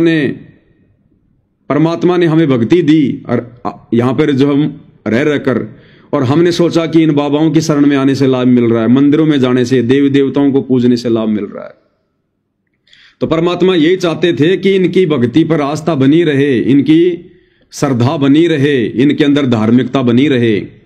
और जब वो समय आएगा कलयुग की पिछली पीढ़ी का, मोक्ष का, उस समय फिर मैं अपना सारा भेद दे दूंगा, पूरी भक्ति साधना बता दूंगा, सारे धर्मशास्त्रों को खोल खोल के बता दूंगा, और इन सभी को शिक्षित कर दूंगा, सभी को ये विज्ञान दे दूंगा। हर भाषा में हर धर्मशास्त्र का अनुवाद हो जाएगा, कोई भी मूर्ख नहीं बनेगा। और उस समय नकली संतों को त्याग देंगे और परमेश्वर की शरण में आ जाएंगे। तो अब वो समय आ चुका है भाई और बहनों, और निसंदेह वर्तमान में परमेश्वर रामपाल जी के अलावा धरती पर कोई भी ऐसा संत नहीं है जिसने हिंदुओं की चारों जो पुस्तकें हैं, तौरात, जबूर, इंजिल, कुरान शरीफ, कुरान मस्जिद, जिसको खोल के बताया हो। जो ज्ञान इन पुस्तकों का मुसलमान धर्म के मुल्ला मौलवियों को, काजियों को, उलेमाओं को भी नहीं है, सतगुरु रामपाल जी परमेश्वर जी ने वो ज्ञान उजागर कर दिया है कि मुसलमान धर्म भी अपनी चारों इन कतेबों से परिचित नहीं है, काल की साधना कर रहे हैं। हिंदू धर्म के चारों वेदों को, गीता जी को, 18 पुराणों को, 6 शास्त्रों को और अन्य साधु संत महात्माओं के मनमुखी जो ग्रंथ हैं, परमेश्वर रामपाल जी ने खोल खोल के टीवी चैनलों पर अपने सत्संगों में दिखा दिया है। ईसाइयों की बाइबल का जो गूढ़ रहस्य था, जो मूल ज्ञान था, वो खोल के दिखा दिया है कि परमात्मा मनुष्य के जैसा है और परमेश्वर ने इंसानों को अपने जैसा बनाया है। गॉड इज नॉट फॉर्मलेस, भगवान निराकार नहीं है, गॉड साकार है, मनुष्य के जैसा है, उत्पत्ति ग्रंथ में लिखा हुआ है। और सिखों के गुरु ग्रंथ साहिब के गूढ़ ज्ञान को सामने लाके रख दिया कि नानक जी ने भी जब 650 साल पहले कबीर परमात्मा आए थे, कबीर नाम से बनारस के काशी में आदरणीय नानक जी ने भी जब उनसे उपदेश लिया, कबीर जी को अपना गुरु धारण किया, तब उनकी मुक्ति हुई, उनका मोक्ष हुआ। तो निसंदेह आज पूरे विश्व में परमेश्वर रामपाल जी के अलावा ऐसा कोई भी महापुरुष नहीं है, कोई भी ऐसा तत्वदर्शी संत नहीं है जिसने सभी धर्मों के सभी सदग्रंथों का खुलासा किया हो। तो भाई और बहनों, अब विचार हमने भी करना पड़ेगा। और चारों युगों में परमेश्वर अपनी लीलाएं करते रहते हैं।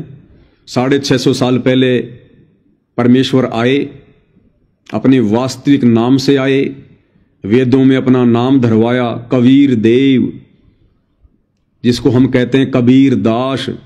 तो 650 साल पहले परमात्मा आए, लेकिन वो समय भी मोक्ष का नहीं था, इसलिए परमात्मा ने पूरा खुलासा नहीं किया, पूरा भेद नहीं दिया। केवल थोड़ी बहुत भक्ति देकर, थोड़े बहुत हमारे को दान पुण्य की कमाई देकर हमारे मनुष्य जन्म उन्होंने बढ़ा दिए, ताकि वर्तमान समय तक हम भक्ति करते करते आ सकें।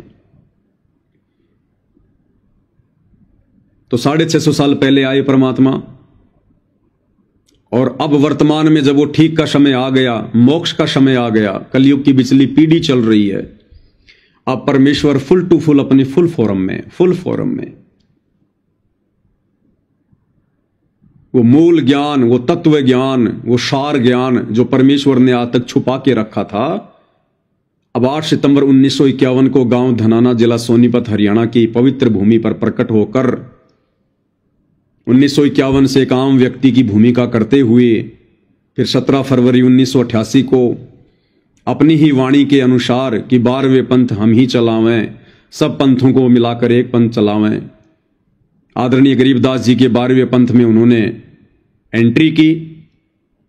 आदरणीय राम देवानंद जी को अपना मुंह बोला गुरु धारण किया, गुरु शिष्य परंपरा को बनाए रखने के लिए। और सन 1994 से परमेश्वर ये ज्ञान दे रहे हैं, ये नाम दे रहे हैं, प्रचार प्रसार कर रहे हैं।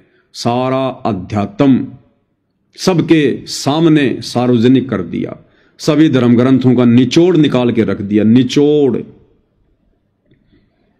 तो ये वही कबीर परमात्मा है जो 650 साल पहले आए थे। और एक सत्संग में पूज्य गुरुदेव भगवान हमें यही संकेत कर रहे हैं, यही समझा रहे हैं कि परमात्मा 650 साल पहले आए थे और आज फिर आकर हमें संभाल लिया। क्या कह रहे हैं गुरुदेव? आज फिर आकर संभाल लिए कि उस कबीर परमेश्वर ने हमें 650 साल पहले आके संभाला, हमें भक्ति दी, हमारी बैटरी चार्ज कर गई और आज फिर आके संभाल लिए। तो पहले हम पूज्य गुरुदेव जी के मुख कमल से ये अनमोल सत्संग सुनते हैं। उपदेश ले लिया, सारी कथा गुरु जी से बताई, तो परमेश्वर के उस परमात्मा ही आए हुए थे। कबीर जी ऐसे ही चलते रहते हैं, इसीलिए तो आपको अभी तक यहाँ तक ले आए, इस कलयुग के पीक टाइम तक। कभी कहीं आपसे भक्ति करवाए, कभी किसी रूप में कहीं प्रकट होकर आपसे भक्ति करा के आपके 2-4 जन्म उस भक्ति के कारण आपको मनुष्य के मिलते रहे। और अब 600 साल पहले फिर आ गए थे, आपकी पूरी चार्ज करके बैटरी 650 साल पहले आ गए थे, आपकी पूरी बैटरी चार्ज कर गए। और अब क्या कह रहे हैं? अब आकर फिर संभाल लिए। इसी कारण से आपको मनुष्य जन्म मिलते रहे और आपके अंदर चाह है भगवान की, अब आकर फिर संभाल लिए। क्या कहा गुरुदेव ने? अब आके फिर संभाल लिए। किसने? कबीर परमात्मा ने, जो 650 साल पहले आए थे, हमारी बैटरी चार्ज करके चले गए थे। अब आके फिर संभाल लिए। एक बार फिर से सुनिए भाई और बहनों, भगवान की अब आके फिर संभाल लिए। अब आके फिर संभाल लिए। तो भाई और बहनों, अब आके हमें कब संभाला, कैसे संभाला? अब कौन है वो कबीर परमात्मा जिसने हमें संभाल लिया? क्योंकि हमारी जो धारणा बनी हुई है कबीर जी को लेकर, एक फोटो जो हम लोग देखते हैं सोशल मीडिया पर, कबीर दास, दाढ़ी मूंछ वाली, सर पर मुकुट लगा के बैठे हैं, सिंहासन पर बैठे हैं, जो फोटो किसी ने बनाकर डाल दी, एक काल्पनिक वो चित्र बना दिया। उस काल्पनिक फोटो को हम असल में कबीर जी मान बैठे और हमारे दिलो दिमाग में यह धारणा बन गई कि कबीर जी तो ऐसे थे, कबीर जी तो ऐसे थे। अगर वही दाढ़ी मूंछ वाली फोटो जैसा ही कबीर जी है तो गुरुदेव भगवान कह रहे हैं कि आज आकर फिर संभाल लिए कबीर जी ने। तो बताओ, आज उस दाढ़ी मूंछ वाली फोटो जैसे कबीर जी ने हमें कब संभाला? अरे आज पुनः आकर हमें सतगुरु रामपाल जी परमेश्वर जी ने संभाला है। संभालने का मतलब इन्होंने हमारे को फिर से भक्ति पर लगा दिया, हमारे को फिर से वही भक्ति दे दी जो इन्होंने 650 साल पहले दी थी। हमें वही मंत्र दे दिए जाप करने के लिए जो हमें ये पहले दिए थे। हमें वही धर्म कर्म की जानकारी दे रहे हैं जो इन्होंने पहले दी थी। हमें अपना शिष्य बना लिया, अपना शागिर्द बना लिया, जो इन्होंने 650 साल पहले बनाया था, हमें संभाला था 650 साल पहले। तो आज आके फिर संभाल लिए। तो किसने संभाला? परमेश्वर रामपाल जी ने संभाला है। अब यदि कबीर जी का असली रूप यदि वो दाढ़ी मूंछ वाला है तो फिर उस दाढ़ी मूंछ वाले रूप में आकर कबीर जी ने वर्तमान में हमें क्यों नहीं संभाला? गुरुदेव कह रहे हैं वो भी परम सत्य है कि परमात्मा ने आज आके फिर संभाल लिए। आके यानी धरती पर आकर। तो धरती पर तो भाई परमेश्वर रामपाल जी आए हुए हैं जिन्होंने हमें संभाल रखा है, लाखों को संभाल रखा है, पूरी दुनिया को संभालेंगे आने वाले समय में। अगर वो दाढ़ी मूंछ वाला रूप ही कबीर जी का असली रूप होता तो आज उसी रूप में आके संभालते ना में। लेकिन वो एक काल्पनिक फोटो है, एक बनावटी फोटो है। वो परमेश्वर कबीर जी का असली रूप नहीं है। शतलोक में कबीर परमेश्वर के दाढ़ी मूंछ नहीं है। वे तो युवा कबीर हैं, युवा कबीर। और युवा के भाई और बहनों कभी भी सफेद दाढ़ी मूंछ नहीं आती है। युवा के तो बिल्कुल अगर दाढ़ी मूंछ है तो काली, और इस फोटो में तो बूढ़े दिखाई दे रहे हैं। तो 650 साल पहले कबीर परमात्मा जी जब आए थे और जब सांसारिक तौर पर लीला करते करते जब वो वृद्ध हुए, बूढ़े हुए, उस समय को आधार बनाकर लोगों ने उनकी फोटो बनाई है। क्योंकि 650 साल पहले परमात्मा एक गरीब जुल्हाई की भूमिका में थे और उस समय आम व्यक्ति दाढ़ी मूंछ रखा करता था। उस समय आज की तरह ये जगह जगह नाई की दुकान नहीं हुआ करती थी, ये ब्लेड वगैरह उस्त्रे वगैरह नहीं हुआ करते थे। जो बड़े बड़े जो रईस लोग होते थे, नवाब होते थे, वो लोग ही अपनी दाढ़ी मूंछ वगैरह साफ करवाया करते थे, सेविंग करवाया करते थे। आम व्यक्ति तो बेचारा सालों साल कभी बाल भी नहीं कटवाता था।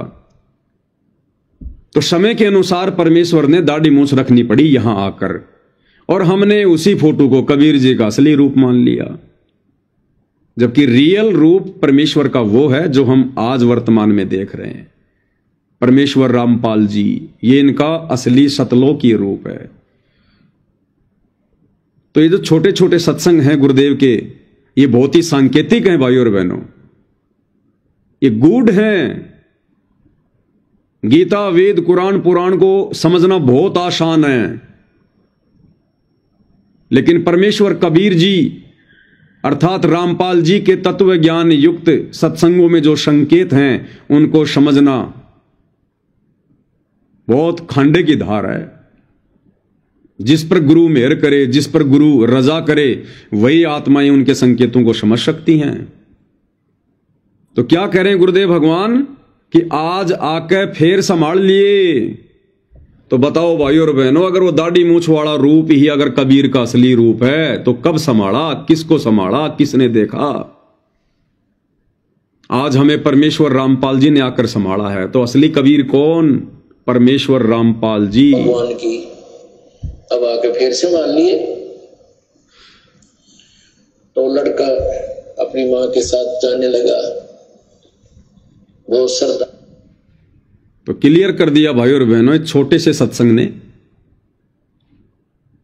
कि जो गलती हम इस परमेश्वर को ना पहचान कर युगों युगों से करते आ रहे हैं, धोखा खाते हुए आ रहे हैं, वो गलती हम भाई बहन वर्तमान कलयुग की पिछली पीढ़ी में अपने कबीर परमेश्वर जी को ना पहचान कर बिल्कुल भी ना करें।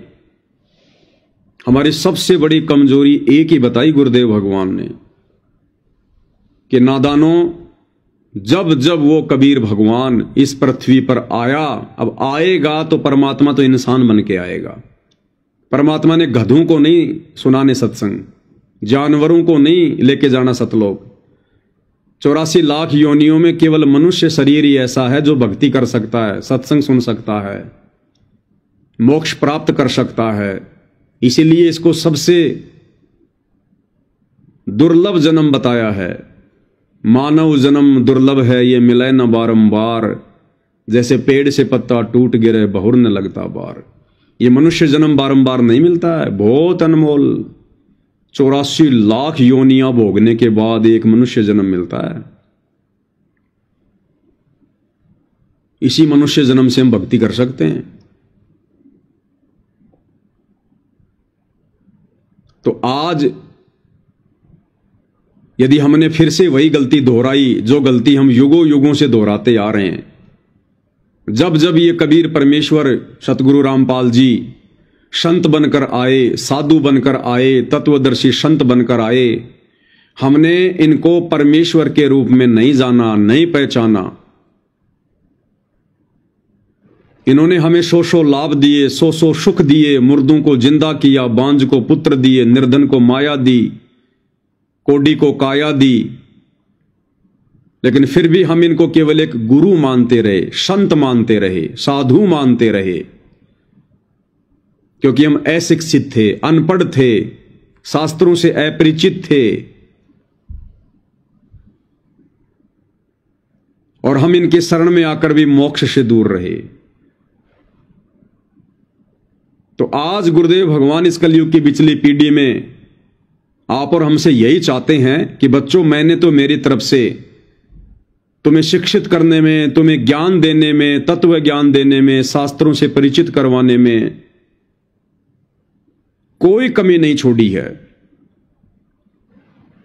अब भी यदि तुम वही युगों युगों वाली गलती करोगे, अपने गुरु को अपने जैसा मानुष मानोगे, एक व्यक्ति मानोगे, मां के गर्भ से जन्म लेकर आया हुआ, जेर रूपी गंदगी में लिपटकर गर्भ से बाहर आया हुआ एक जीव मानोगे, तो भाई तुम इस कलयुग की पिछली पीढ़ी में भी मोक्ष के अधिकारी नहीं हो। और भाई और बहनों, 90% संगत, बाकी दुनिया तो क्या जाने इस परमेश्वर के विषय में, वो तो काल प्रेरित है, काल का भोजन है। लेकिन जिन जिन आत्माओं को सन 1994 से वर्तमान समय तक पूज्य परमेश्वर रामपाल जी ने अपनी शरण में लिया है, उनमें से 90% आत्माएं आज भी वही युगों युगों वाली गलती दोहरा रही हैं, अपने गुरु को मानुष मान रही हैं। और परमात्मा किसे मानती हैं? उसी दाढ़ी मूछ वाली बनावटी नकली कबीर जी की समझे जाने वाली काल्पनिक फोटो को। वही गलती कर रहे हैं हम जो गलतियां 650 साल पहले की थी।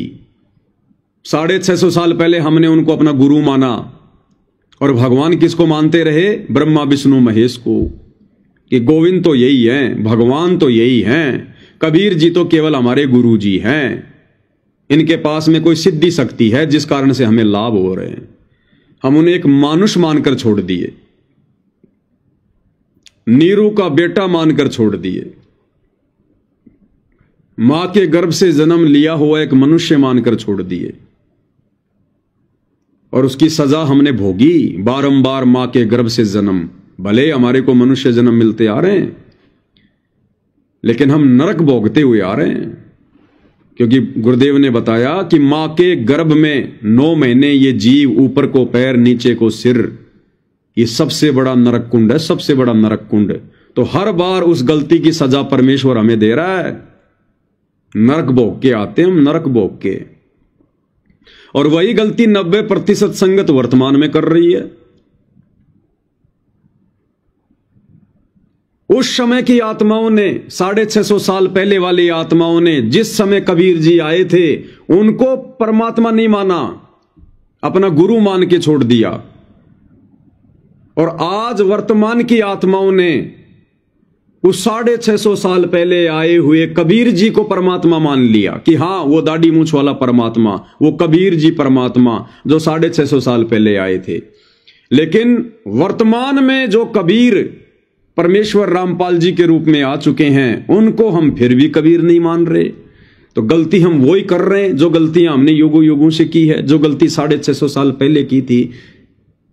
आज भी हम वक्त गुरु को परमात्मा नहीं मान रहे, इस प्रेजेंट गुरु को, सतगुरु को हम कबीर नहीं मान रहे, और एक दाढ़ी मूंछ वाली नकली बेजुबान काल्पनिक मुर्दा फोटो को, जो ना चल सकती, ना बोल सकती, ना हमें नाम दे सकती, ना आशीर्वाद दे सकती, ना हमें मोक्ष दे सकती, उस निर्जीव फोटो को, कागज के टुकड़े को आज हमने भगवान मान लिया। और वक्त गुरु को हमने एक मानुष मान लिया कि ये तो हमारे गुरु जी हैं, इंद्रोमाई की कोख से जन्म लेकर पैदा हुए हैं, ये तो गांव धनाने के रामपाल जाट हैं। उस समय भी यही कह रहे थे तो नीरू का बेटा है।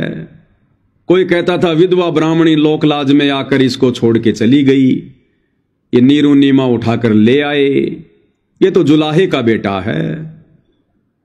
वो ही गलती हम आज कर रहे हैं, और वर्तमान में हम ये गलती ना करें, इसके लिए आदरणीय गरीबदास जी ने 300 साल पहले अपनी अमृतवाणी में बहुत कुछ कहा। क्या कहा? गुरु मानुष कर जानते वो नर कहिए अंध, ओवें दुखी संसार में आगे काल के फंद। कि भाई तुम वो गलती फिर से मत कर देना, गुरु को मानुष मानने वाली। मानुष यानी मनुष्य। मनुष्य कौन? जो मां के गर्भ से जन्म लेता है।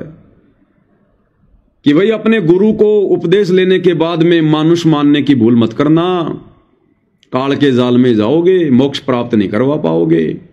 गुरु मानुष कर जानते वो नर कहिए अंध, ओवें दुखी संसार में आगे काल के फंदे।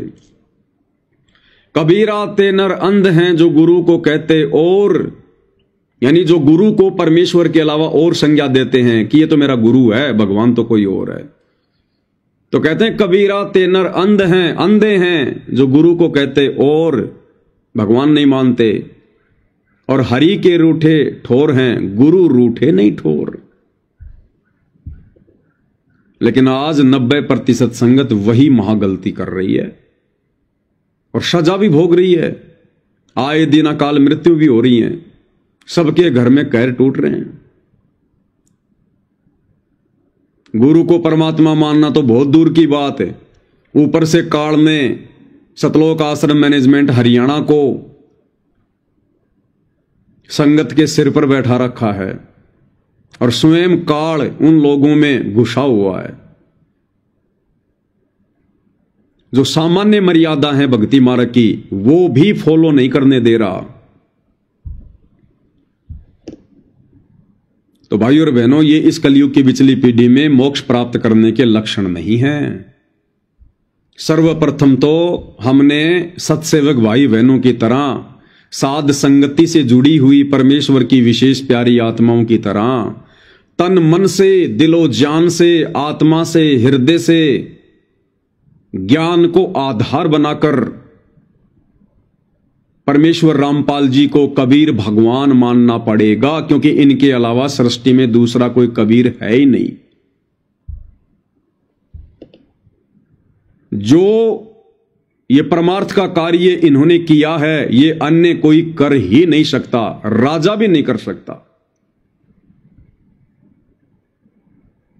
धर्मशास्त्रों का जो निष्कर्ष इन्होंने निकाल कर दे दिया, यहां ब्रह्मा विष्णु महेश भी आज तक नहीं बता पाए, नहीं समझा पाए।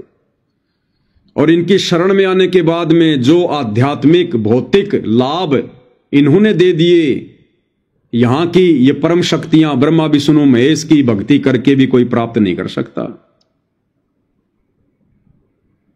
तो इनके अलावा दूसरा कोई परमेश्वर नहीं है। तो सर्वप्रथम तो सत्सेवक भाई बहनों की तरह ज्ञान को आधार बनाकर हमने अपने गुरु को ही परमेश्वर के रूप में मानना पड़ेगा, जानना पड़ेगा। उसके बाद उनके द्वारा हमें जो मर्यादाएं बताई गई हैं, जो नियम बताए गए हैं, हमने दृढ़ता के साथ उन सारे नियमों को फॉलो करना पड़ेगा। उन नियमों को निभाने के रास्ते में चाहे हमारा खुद का परिवार आए, चाहे समाज आए, चाहे रिश्तेदारियां आए, चाहे काम धंधा आए, हमने एक झटके में उनसे दूर हो जाना है। एक झटके में हमने ना किसी से लड़ाई करनी, ना झगड़ा करना, ना मनमुटाव करना, ना राग द्वेष ईर्ष्या करनी, लेकिन हमने अपनी मर्यादाओं को बचाना है, अपनी भक्ति को बचाना है। भाई घर छूटो, चाहे जग रूठो, चाहे रूठो ये संसारा हो, अरे फिर कौन सुनेगा इस काल लोक में जय गुरु रूठ गया मारा हो। आज यदि हमने गुरु को परमात्मा नहीं माना, मर्यादाओं में नहीं रहे, देखा देखी में चलते रहे, मोक्ष तो होगा नहीं। और फिर हमारे को क्या होगा? इस भक्ति के कारण हमारे को बहुत सारे मनुष्य जन्म मिलेंगे।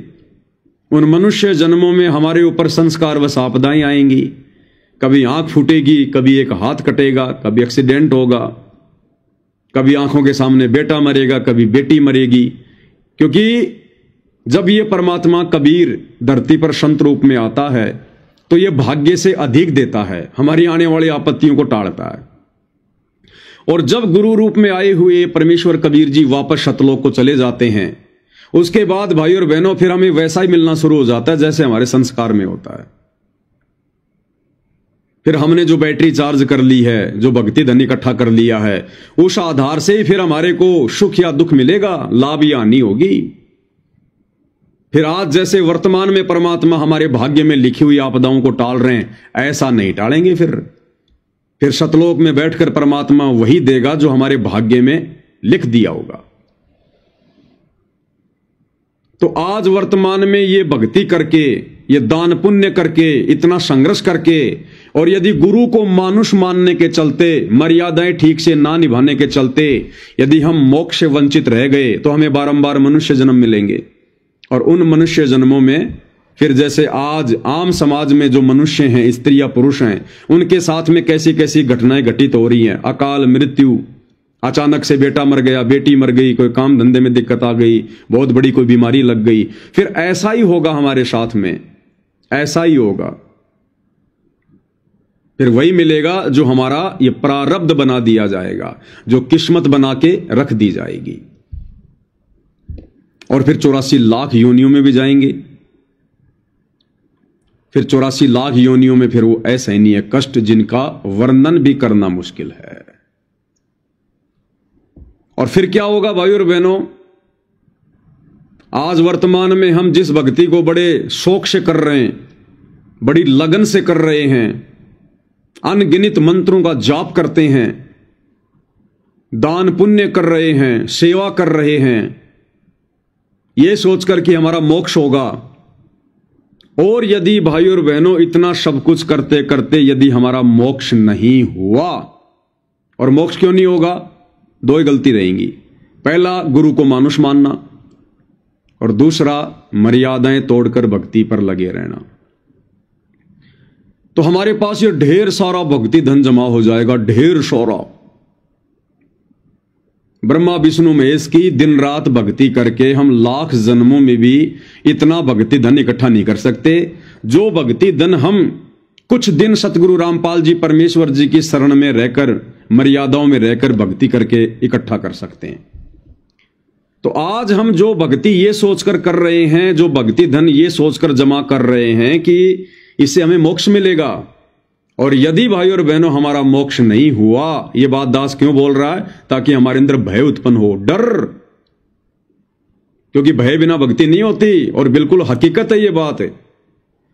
तो यही भक्ति धन, आज ये ज्योति के पैसे की कमाई, पाठ के पैसे की कमाई, दान के पैसे की कमाई, 10वें अंश के पैसे की कमाई, शतनाम की कमाई, प्रथम नाम की कमाई, सार नाम की कमाई, सेवा की कमाई, ये जो ढेर सारा भक्ति धन हमारा जमा हो जाएगा, ये भाई और बहनों, फिर यही भक्ति धन यदि हमारा मोक्ष नहीं हुआ तो हमारे लिए सबसे बड़ा दुख का कारण बनेगा।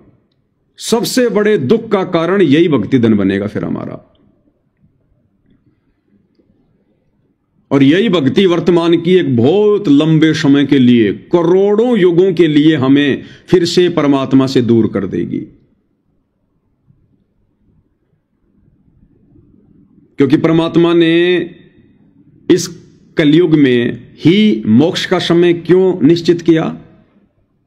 क्योंकि इस समय हम हर प्रकार से खाली हो जाते हैं, भक्ति से हर प्रकार से खाली हो जाते हैं। हमारे जितने भी जो पुण्य होते हैं वो हम 3 युगों में खा लेते हैं, खर्च कर लेते हैं, सतयुग में, त्रेता में, द्वापर में। और जब ये कलयुग आता है, चौथा युग, उस समय हमारे पुण्य नष्ट हो जाते हैं, फिर हमारे पाप कर्म शेष रहते हैं, और पाप कर्मों से फिर हमारे ऊपर आपत्तियां आती हैं, दुख आते हैं, संकट आते हैं, परेशानी आती है।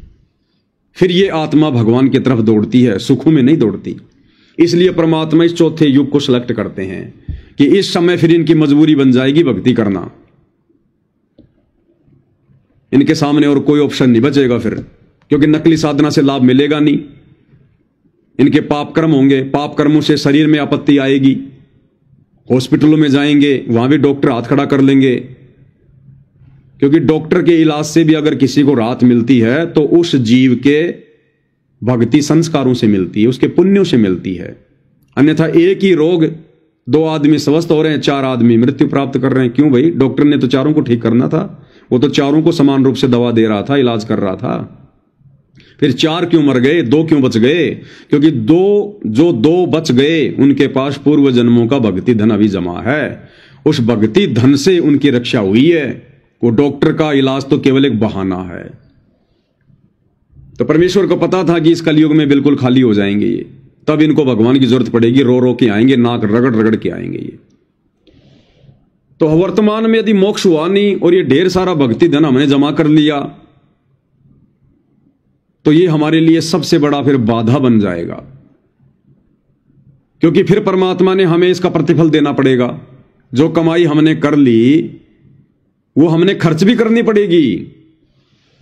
फिर क्या करेंगे? हम इस काल की बेगार करेंगे, इस काल की नौकरी करेंगे, काल के किस ब्रह्मांड को फिर हम चलाएंगे?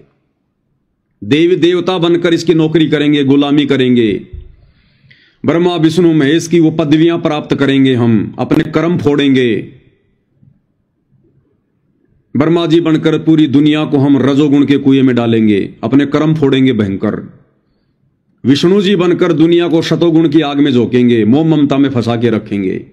हमारे कारण पूरी दुनिया मोह ममता में फंसी रहेगी। हम तो बन के बैठ गए विष्णु जी, ब्रह्मा जी और शंकर जी, और नीचे परमात्मा जैसे वर्तमान में आत्माओं को समझा रहे हैं, लेकिन तीनों गुणों के प्रभाव से नहीं समझ पा रहे। तो आज दोषी कौन बन रहे हैं? वो ब्रह्मा विष्णु महेश दोषी बन रहे हैं। वो आत्माएं जो कभी इसी प्रकार कलयुग की पिछली पीढ़ी में आप और हमारी तरह भगत थे, आज वो संसार को फंसाने के लिए निमित्त बने हुए हैं। आज भगवान हमें समझाना चाहते हैं, लेकिन आज उन्हीं आत्माओं के तीनों गुणों के प्रभाव से, ब्रह्मा जी के रजोगुण, विष्णु जी के शतोगुण, शंकर जी के तमोगुण के प्रभाव से, आज देखो हम किस प्रकार से इस भक्ति को स्वीकार नहीं करते, भगवान को नहीं पहचानते। फिर ऐसे काल हमारे कर्म फोड़ेगा भगवान के विरुद्ध खड़ा करके, तो फिर हम ब्रह्मा विष्णु महेश बनेंगे, फिर भी हमारी कमाई बहुत ज्यादा, बहुत जबरदस्त है। फिर कभी हमारे को ये ब्रह्मलोक में भेजेगा, वहां पर ज्यादा हमारी भक्ति कमाई नष्ट होती, वहां ज्यादा बकवाद होंगी। फिर देवी देवता बना देगा, फिर गोरखनाथ जैसा बना देगा, डले ढोए जाओ, तपस्या करते रहो, काल की बेगार करते रहो। फिर पृथ्वी पर पटकेगा, राजा महाराजा बनाएगा, चक्रवर्ती राजा बनाएगा, कभी सरपंच बनाएगा, कभी एमएलए बनाएगा, कभी प्रधानमंत्री बनाएगा। और ना जाने कितनी बार हम ऐसे चक्कर काट काट के जाएंगे, चक्कर काट काट के जाएंगे, कितनी बार मनुष्य जन्म प्राप्त करेंगे। फिर उल्टी साधना करके फिर वापस देव देवता बनेंगे।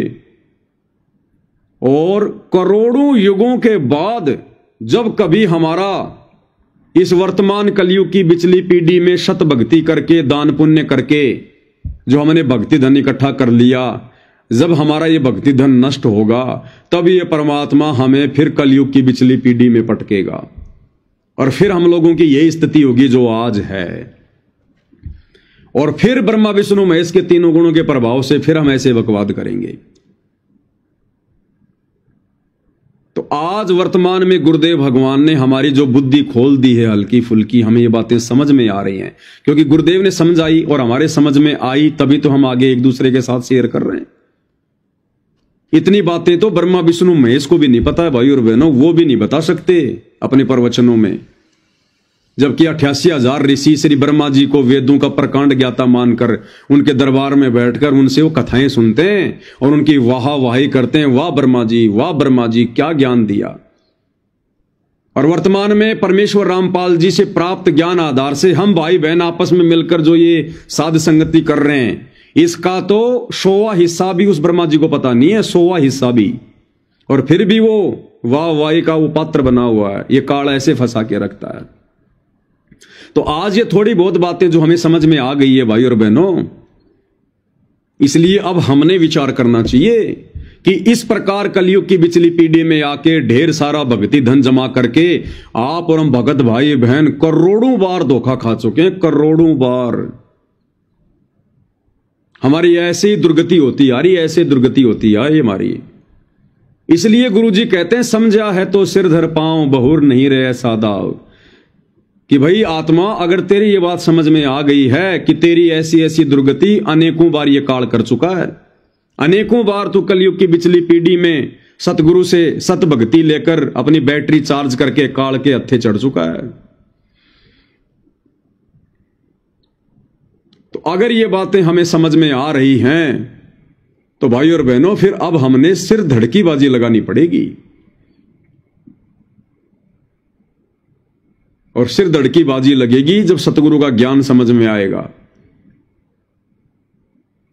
और जब तक हमें सतगुरु की मेहर प्राप्त नहीं होगी, सतगुरु की रजा प्राप्त नहीं होगी, तब तक भाई और बहनों ना तो हम ज्ञान को अच्छे से समझ सकते और शौपन में भी कभी हम गुरु को परमात्मा के रूप में नहीं देख सकते। शौपन में भी हाँ, उन कागज के टुकड़ों को भगवान मान लेंगे, उन मुर्दा फोटोओं को भगवान मान लेंगे, लेकिन जिंदा को भगवान नहीं मानेंगे जब तक हमारी बुद्धि नहीं खोलेगा परमेश्वर, जब तक हमारा ज्ञान योग नहीं खोलेगा। और ये ज्ञान योग भाई और बहनों हर आत्मा का नहीं खोलता परमात्मा। देख लो इन सतलोक आश्रमों से जुड़ी हुई 90% आत्माएं, गुरुदेव के कलयुगी बेटा बेटी भाई बंधु रिश्तेदार, ये कोऑर्डिनेटर,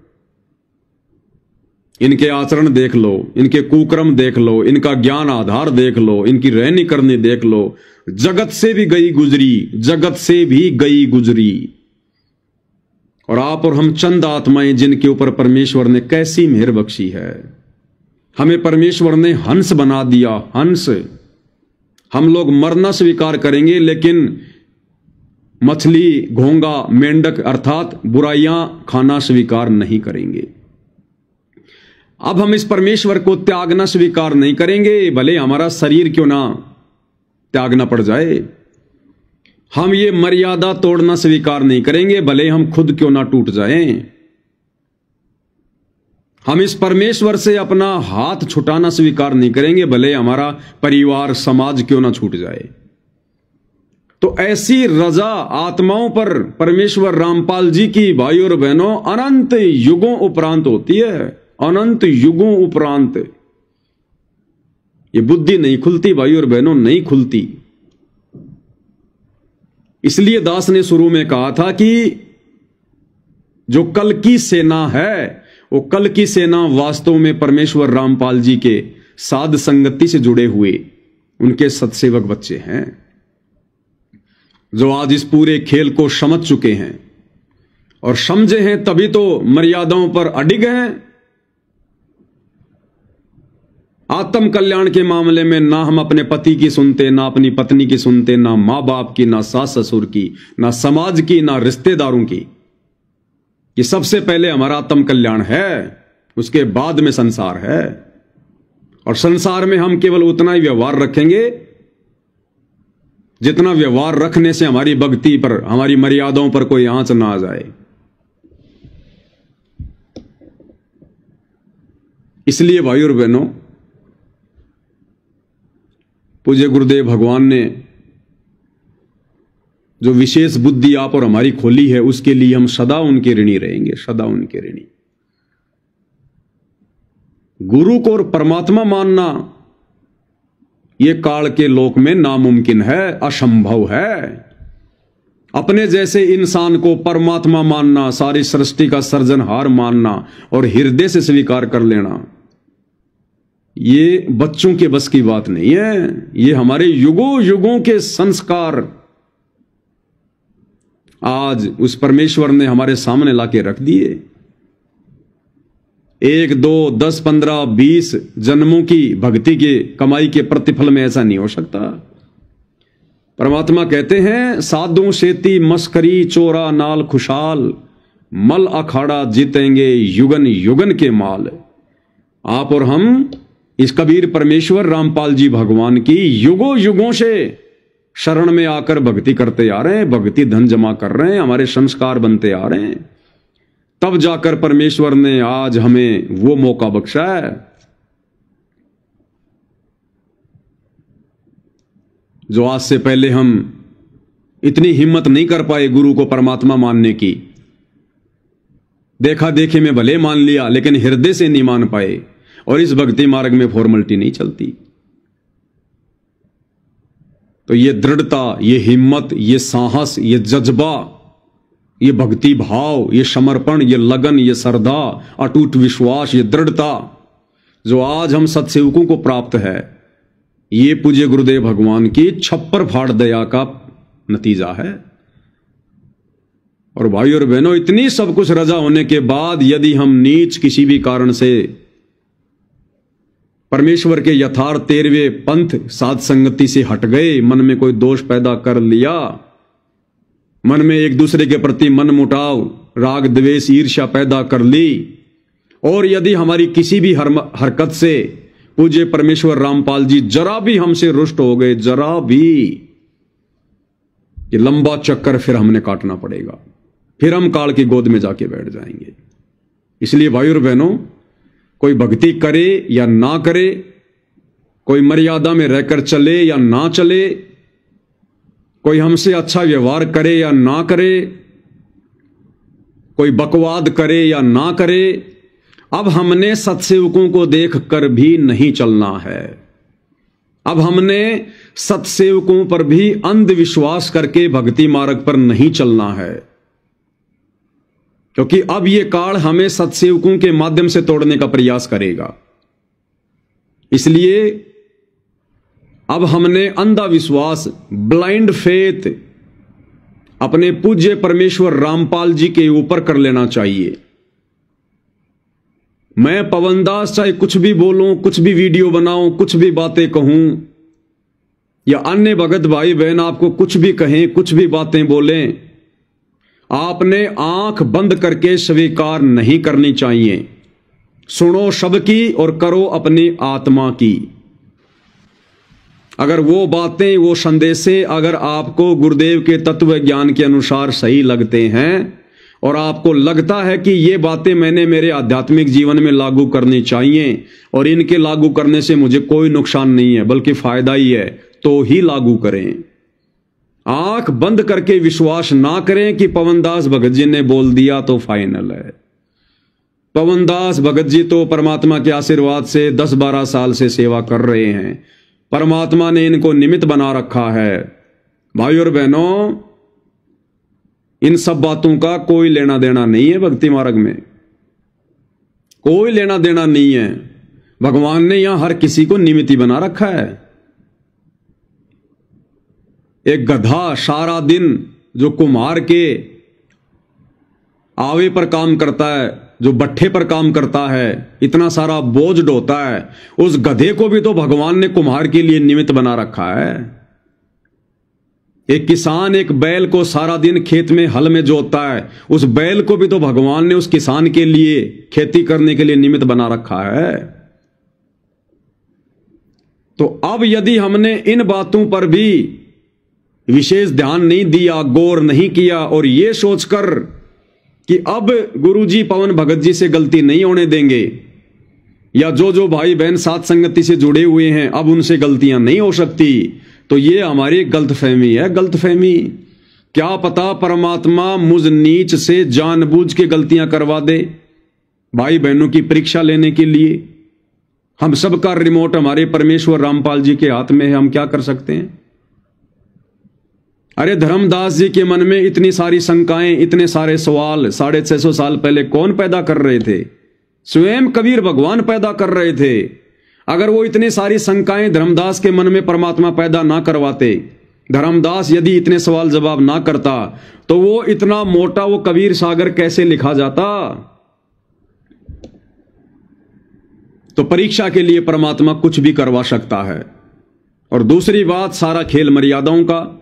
यदि मुझ पवन दास से जरा भी मर्यादाओं में चूक हुई तो काल मेरे सिर पर बैठेगा, फिर मेरे से गलतियां करवाएगा।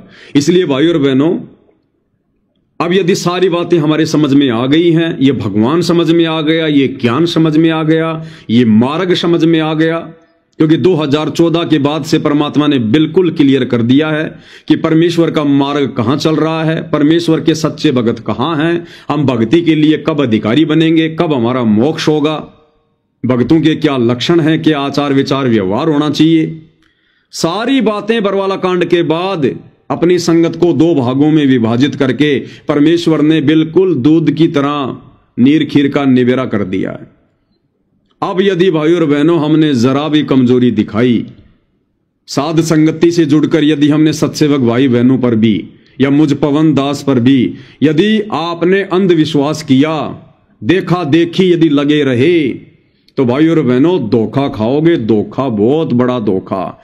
ये परमात्मा हर प्रकार से ठोक बजा के चेक करेगा। जब तक हम 24 कैरेट सोना नहीं बन जाएंगे, जब तक हम सब अपने आप को पवन दास नहीं समझ लेंगे, अपने आप को छोटा रामपाल नहीं समझ लेंगे, तब तक भाइयों और बहनों हम यहां कभी भी धोखा खा सकते हैं, कभी भी धोखा। क्योंकि अंत में हमारा साथी केवल हमारा गुरु रहेगा, अंत में हमारा साथी ये ज्ञान आधार बनेगा। कोई भी भगत जब आप ऊपर की यात्रा करोगे त्रिकुटी की, आपके साथ में नहीं जाएगा। यम के दूत आएंगे तो कोई भी भगत आपकी मदद नहीं करेगा। कोई भी धर्म संकट की स्थिति पैदा होगी, कोई भी भगत आपको सलाह मशवरा नहीं देगा, आपको कोई समाधान नहीं देगा। अगर आपकी रक्षा करेगा तो शब्द रूप में पल पल हमारे साथ रहने वाला हमारा गुरु करेगा, कबीर भगवान सतगुरु रामपाल जी करेंगे। और ये ज्ञान जो आज हम अर्जित कर रहे हैं, ये ज्ञान हमें सद्बुद्धि देगा, हमें भ्रमित होने से, विचलित होने से बचाएगा। और ये भक्ति जो आज हम कर रहे हैं मर्यादाओं में रहकर, इस भक्ति की शक्ति से हमारे अंदर वो हिम्मत आएगी। तो भाइयों और बहनों, इन चीजों को अब हमने गांठ बांध लेनी चाहिए, क्योंकि हम इस युग परिवर्तन के लास्ट दौर से गुजर रहे हैं, लास्ट दौर से। संगत को बिल्कुल भी नहीं देखना अब संगत क्या कर रही है। अब हमारी वो सोच दूर हो जानी चाहिए।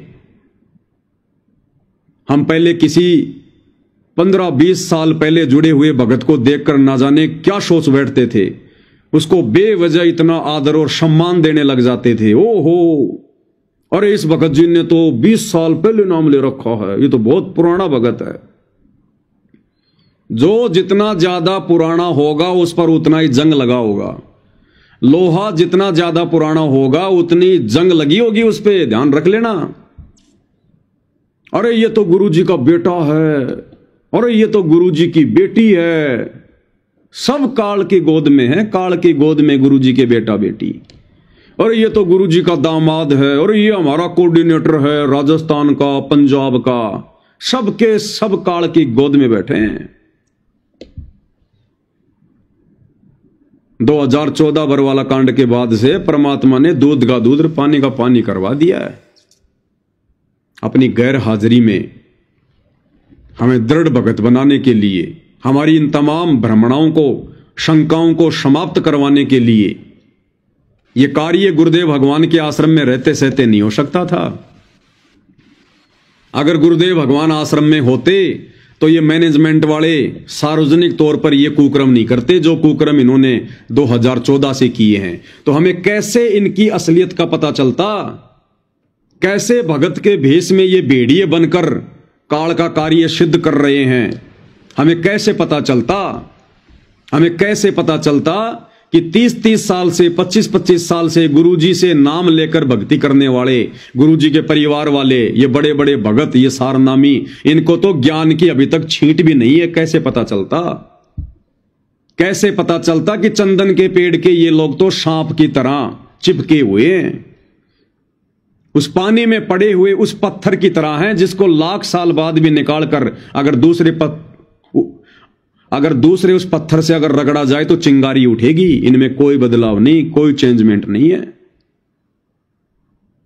जैसे लकड़ी के अंदर आग है, उसी प्रकार इन आत्माओं में काम, क्रोध, लोभ, मोह, अहंकार कूट कूट के भरा हुआ है, कूट कूट के।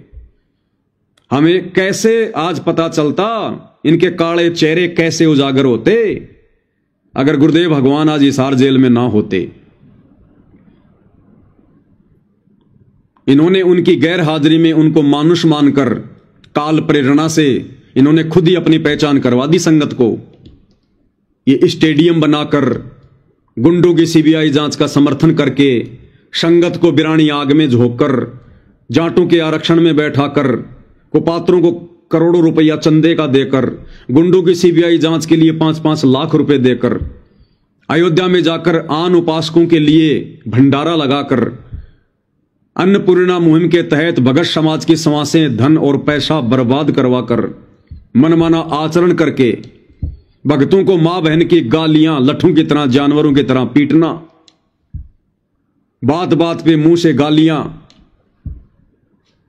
गुरु को मानुष मानना, राजनेताओं की रैलियों में धक्के खाना, भगत समाज को मर्यादाओं से दूर करना। हमें कैसे पता चलता? आज इनके कुकर्म भला कैसे हमारी आंखों के सामने आते? कैसे हमारा मोतिया बिंद का ऑपरेशन होता? जो अज्ञानता में हम इनको गुरुजी का बेटा बेटी, भाई बंधु, रिश्तेदार, बहुत बड़े भगत मानकर बैठे हुए थे।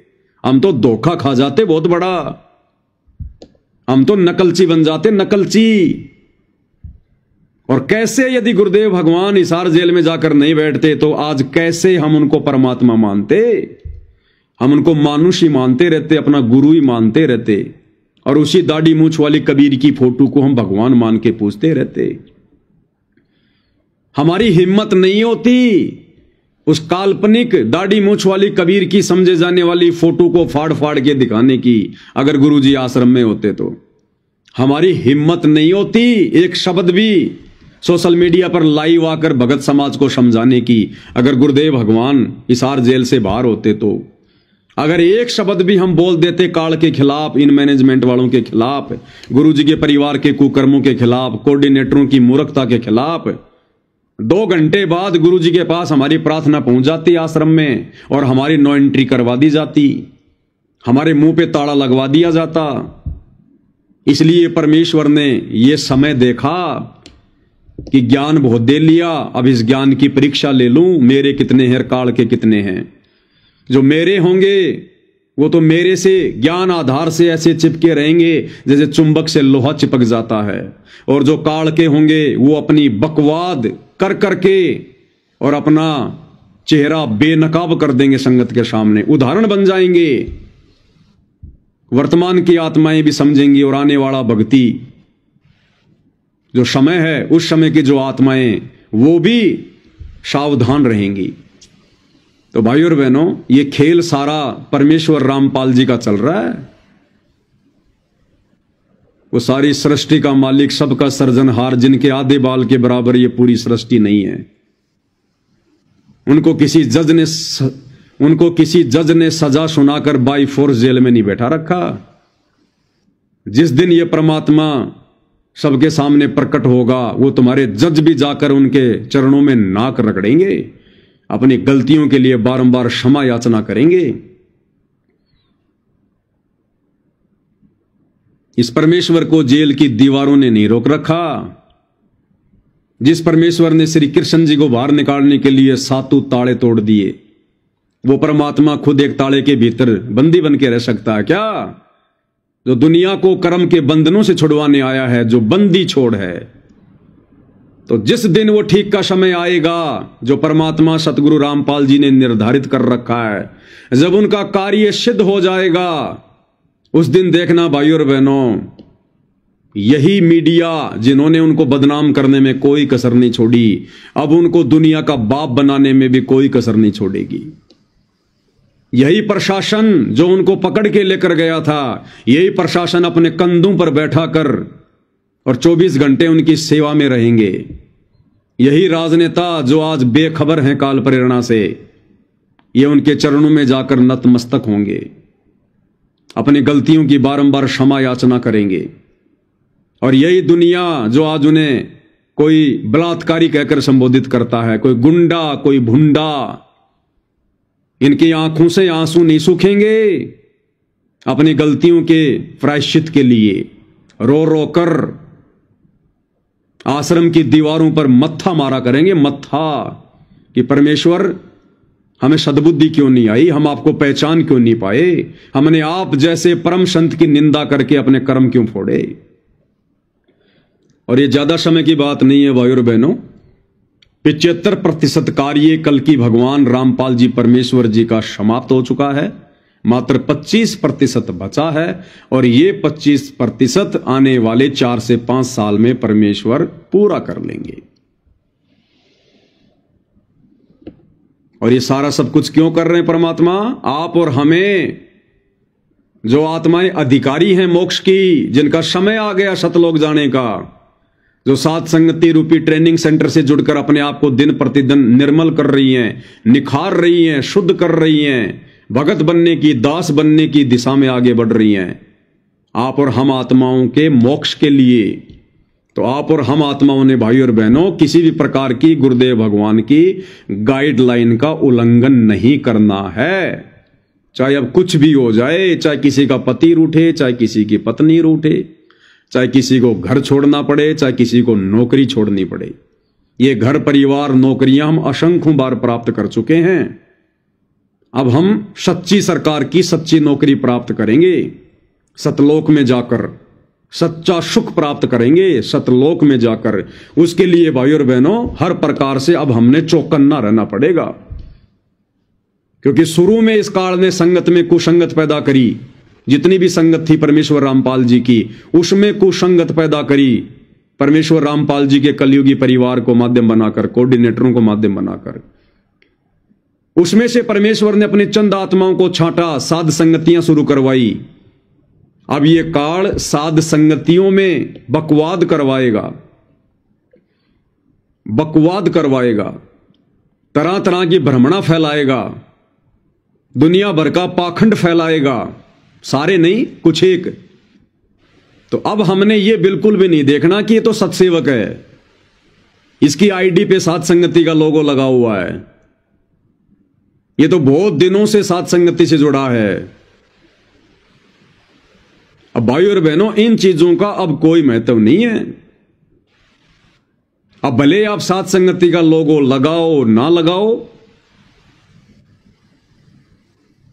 क्योंकि अब ये काल इन्हीं सब चीजों को हथियार बनाएगा। लोगो लग रहा है साध संगति का, और दुनिया भर की बकवाद उसकी आईडी पे आपको देखने को मिलेंगी। और आप क्या करोगे फिर? या तो मेरे पास में मैसेज करोगे कि भगत जी देखना, इसकी फेसबुक पे ये साध संगति का लोगो भी लगा हुआ है, और भगत जी ये तो पटाखे भी फोड़ रहा है, ये तो गाने गा रहा है। अब काल क्या करेगा? अब काल इस लोगों का दुरुपयोग करेगा। एक समय तक इसका सदुपयोग हुआ, एक पहचान थी ये कि हम इन आश्रम वालों से अलग हैं। अब काल इसका दुरुपयोग करेगा। वो वीडियो आप मुझे भेजोगे, मैं उसको खोल के देखूंगा, 10 मिनट मेरी बर्बाद करवाएगा। या आप उसके नंबर निकालने का प्रयास करोगे, 10 भक्तों से पूछोगे भगत जी ये कौन है, आप जानते हो इसको? फिर आप उसको फोन करोगे, वो मानने वाला नहीं है, आधा घंटा आपका बर्बाद करेगा। इसलिए भाई और बहनों अब यदि किसी चीज का महत्व है तो केवल परमेश्वर की मर्यादित भक्ति का। आप मरे जग प्रलय होई।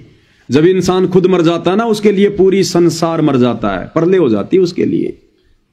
अब मैंने आंखें बंद कर ली, मेरे लिए सारा संसार अंधा हो गया।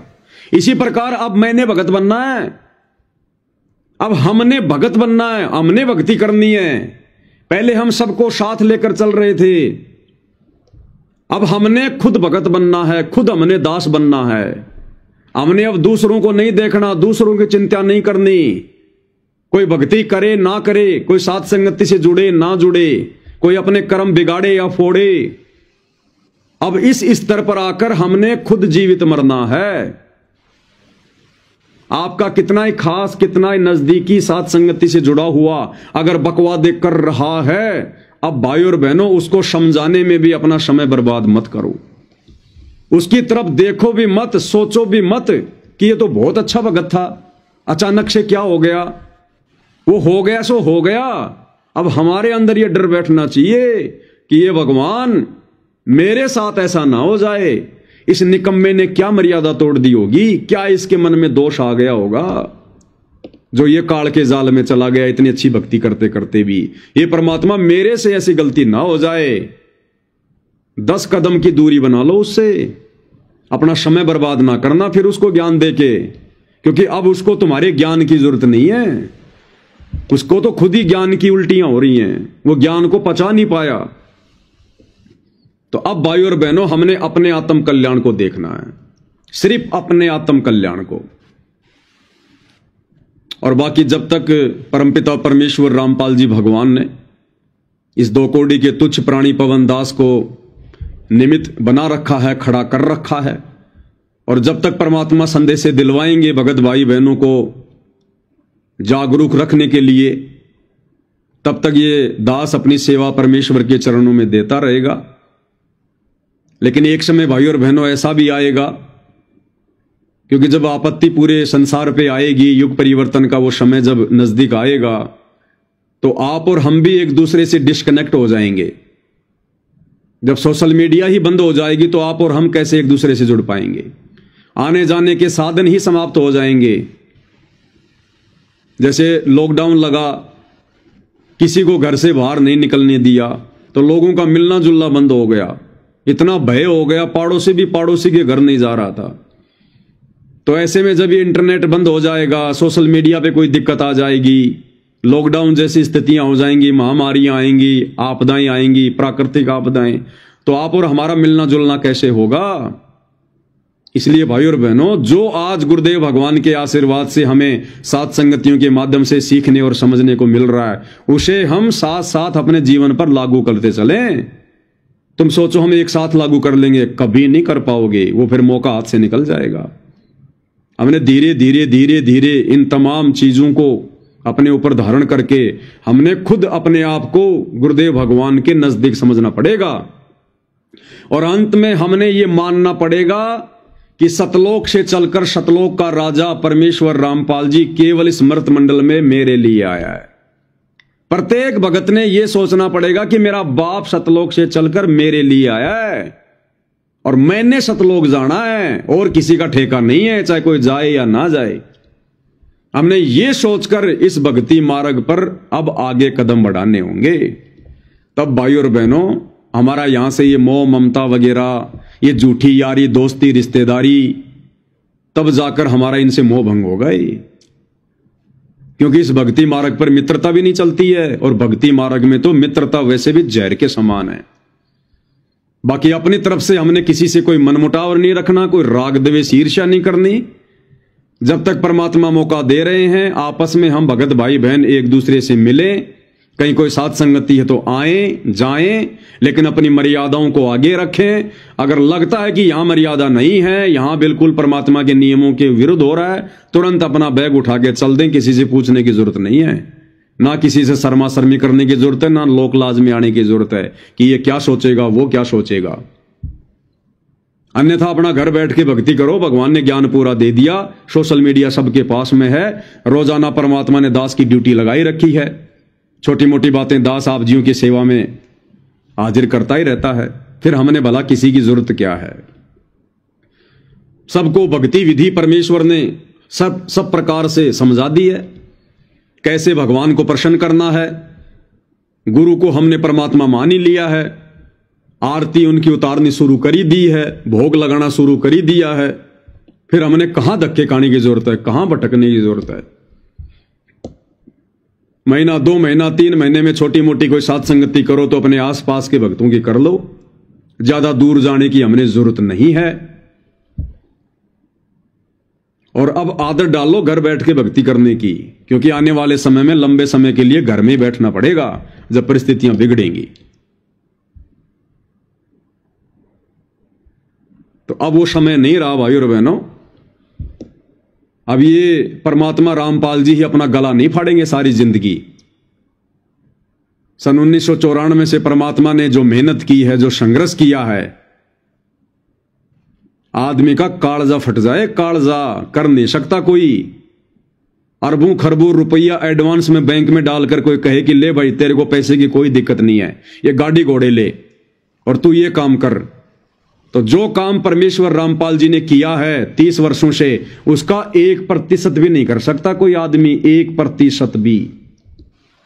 परमार्थ के लिए निस्वार्थ भाव से सेवा। तो सारी जिंदगी हम अपने परमात्मा को यूं ही दुखी करते रहेंगे क्या? यूं ही हम उनसे उनका वो गला फड़वाते रहेंगे क्या? उनको दुखी करते रहेंगे क्या? कलयुग की बिचली पीढ़ी है, अब तो कम से कम उनको सुख की सांस लेने दो। इस काललोक के अनुसार परमेश्वर की क्या उम्र हो रही है? 74-75 वर्ष हो रही है।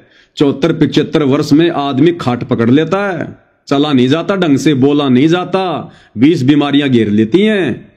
ऐसे में उनकी सेवा की जाती है। तो अब भाई और बहनों, अब समय आ गया है पूज्य गुरुदेव भगवान की सेवा करने का, उनको सुख प्रदान करने का।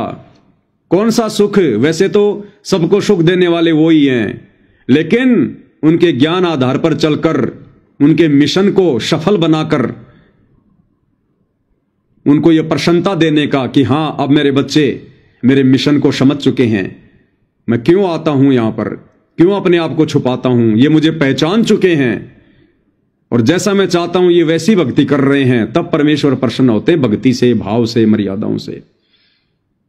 सारी जिंदगी परमेश्वर रामपाल जी आप और हमारी सेवा में लगे रहे। आप और हमारी सेवा में ये ज्ञान समझाना, हमें भक्ति का पाठ पढ़ाना, हमारे लिए संघर्ष करना, ये सेवा है। लेकिन अब आप और हमने उनकी सेवा में लगना है। आप और हमने अब उनको अपनी पलकों पे बैठाना है परमेश्वर मानकर। और ये मौका ना जाने आने वाले समय में किन किन सौभाग्यशाली आत्माओं को मिलेगा। ये तो परमेश्वर ही दया बख्शेंगे भाई, ना मैं कुछ कह सकता, ना आप कुछ कह सकते। परमेश्वर अपने अंतिम दिनों में किन किन आत्माओं को अपने पास में रखेंगे, ये तो परमेश्वर के ऊपर है। रखे ना रखे, लेकिन जो भक्ति विधि उन्होंने बता दी, मोक्ष तो उसी से होना है, मोक्ष तो उसी से होना है। और यदि हमने मोक्ष करवा लिया तो परमात्मा के लिए उनके साथ रहने वाली आत्मा भी उतनी प्रिय होगी, और दूर बैठकर भक्ति करके मोक्ष प्राप्त करने वाली आत्मा भी उतनी ही प्रिय होगी। तो भाई और बहनों, बहुत बड़ी रजा है गुरुदेव भगवान की। परमेश्वर ने सद्बुद्धि दे रखी है, हल्का फुल्का हम भाई बहनों का ज्ञान योग खोल रखा है, तभी ये दास इस गंदी जुबान से 2 शब्द उनकी महिमा में निकाल पाता है और आप भाई बहन समझ पाते हैं। नहीं तो हमारे खुद के भाई बहन जो सतलोक आश्रमों से जुड़े हैं, इन्हीं बातों को सुनकर, और उन्हें पता है कि यहां पर गुरु की महिमा हो रही है, उसके बावजूद भी वो ना जाने कैसे कैसे कमेंट्स करके निकल जाते हैं। और जगत वालों की तो हालत ही खराब है, वो तो सीधा गाड़ी से नीचे बात ही नहीं करते। तो अब हमने भाई और बहनों किसी को नहीं देखना है, अपने खुद के आत्म कल्याण को देखना है, क्योंकि अब आत्म कल्याण का समय आ गया है। तो भाई और बहनों, पूज्य गुरुदेव भगवान के आशीर्वाद से आज की साथ संगति में केवल इतना ही। आगे परमात्मा दया करेंगे, फिर से दास सेवा में हाजिर होगा। तब तक गुरुदेव भगवान हम सभी आत्माओं को आशीर्वाद दें, हमारा मार्गदर्शन करें, बंदी छोड़ सतगुरु रामपाल जी परमेश्वर जी की जय हो।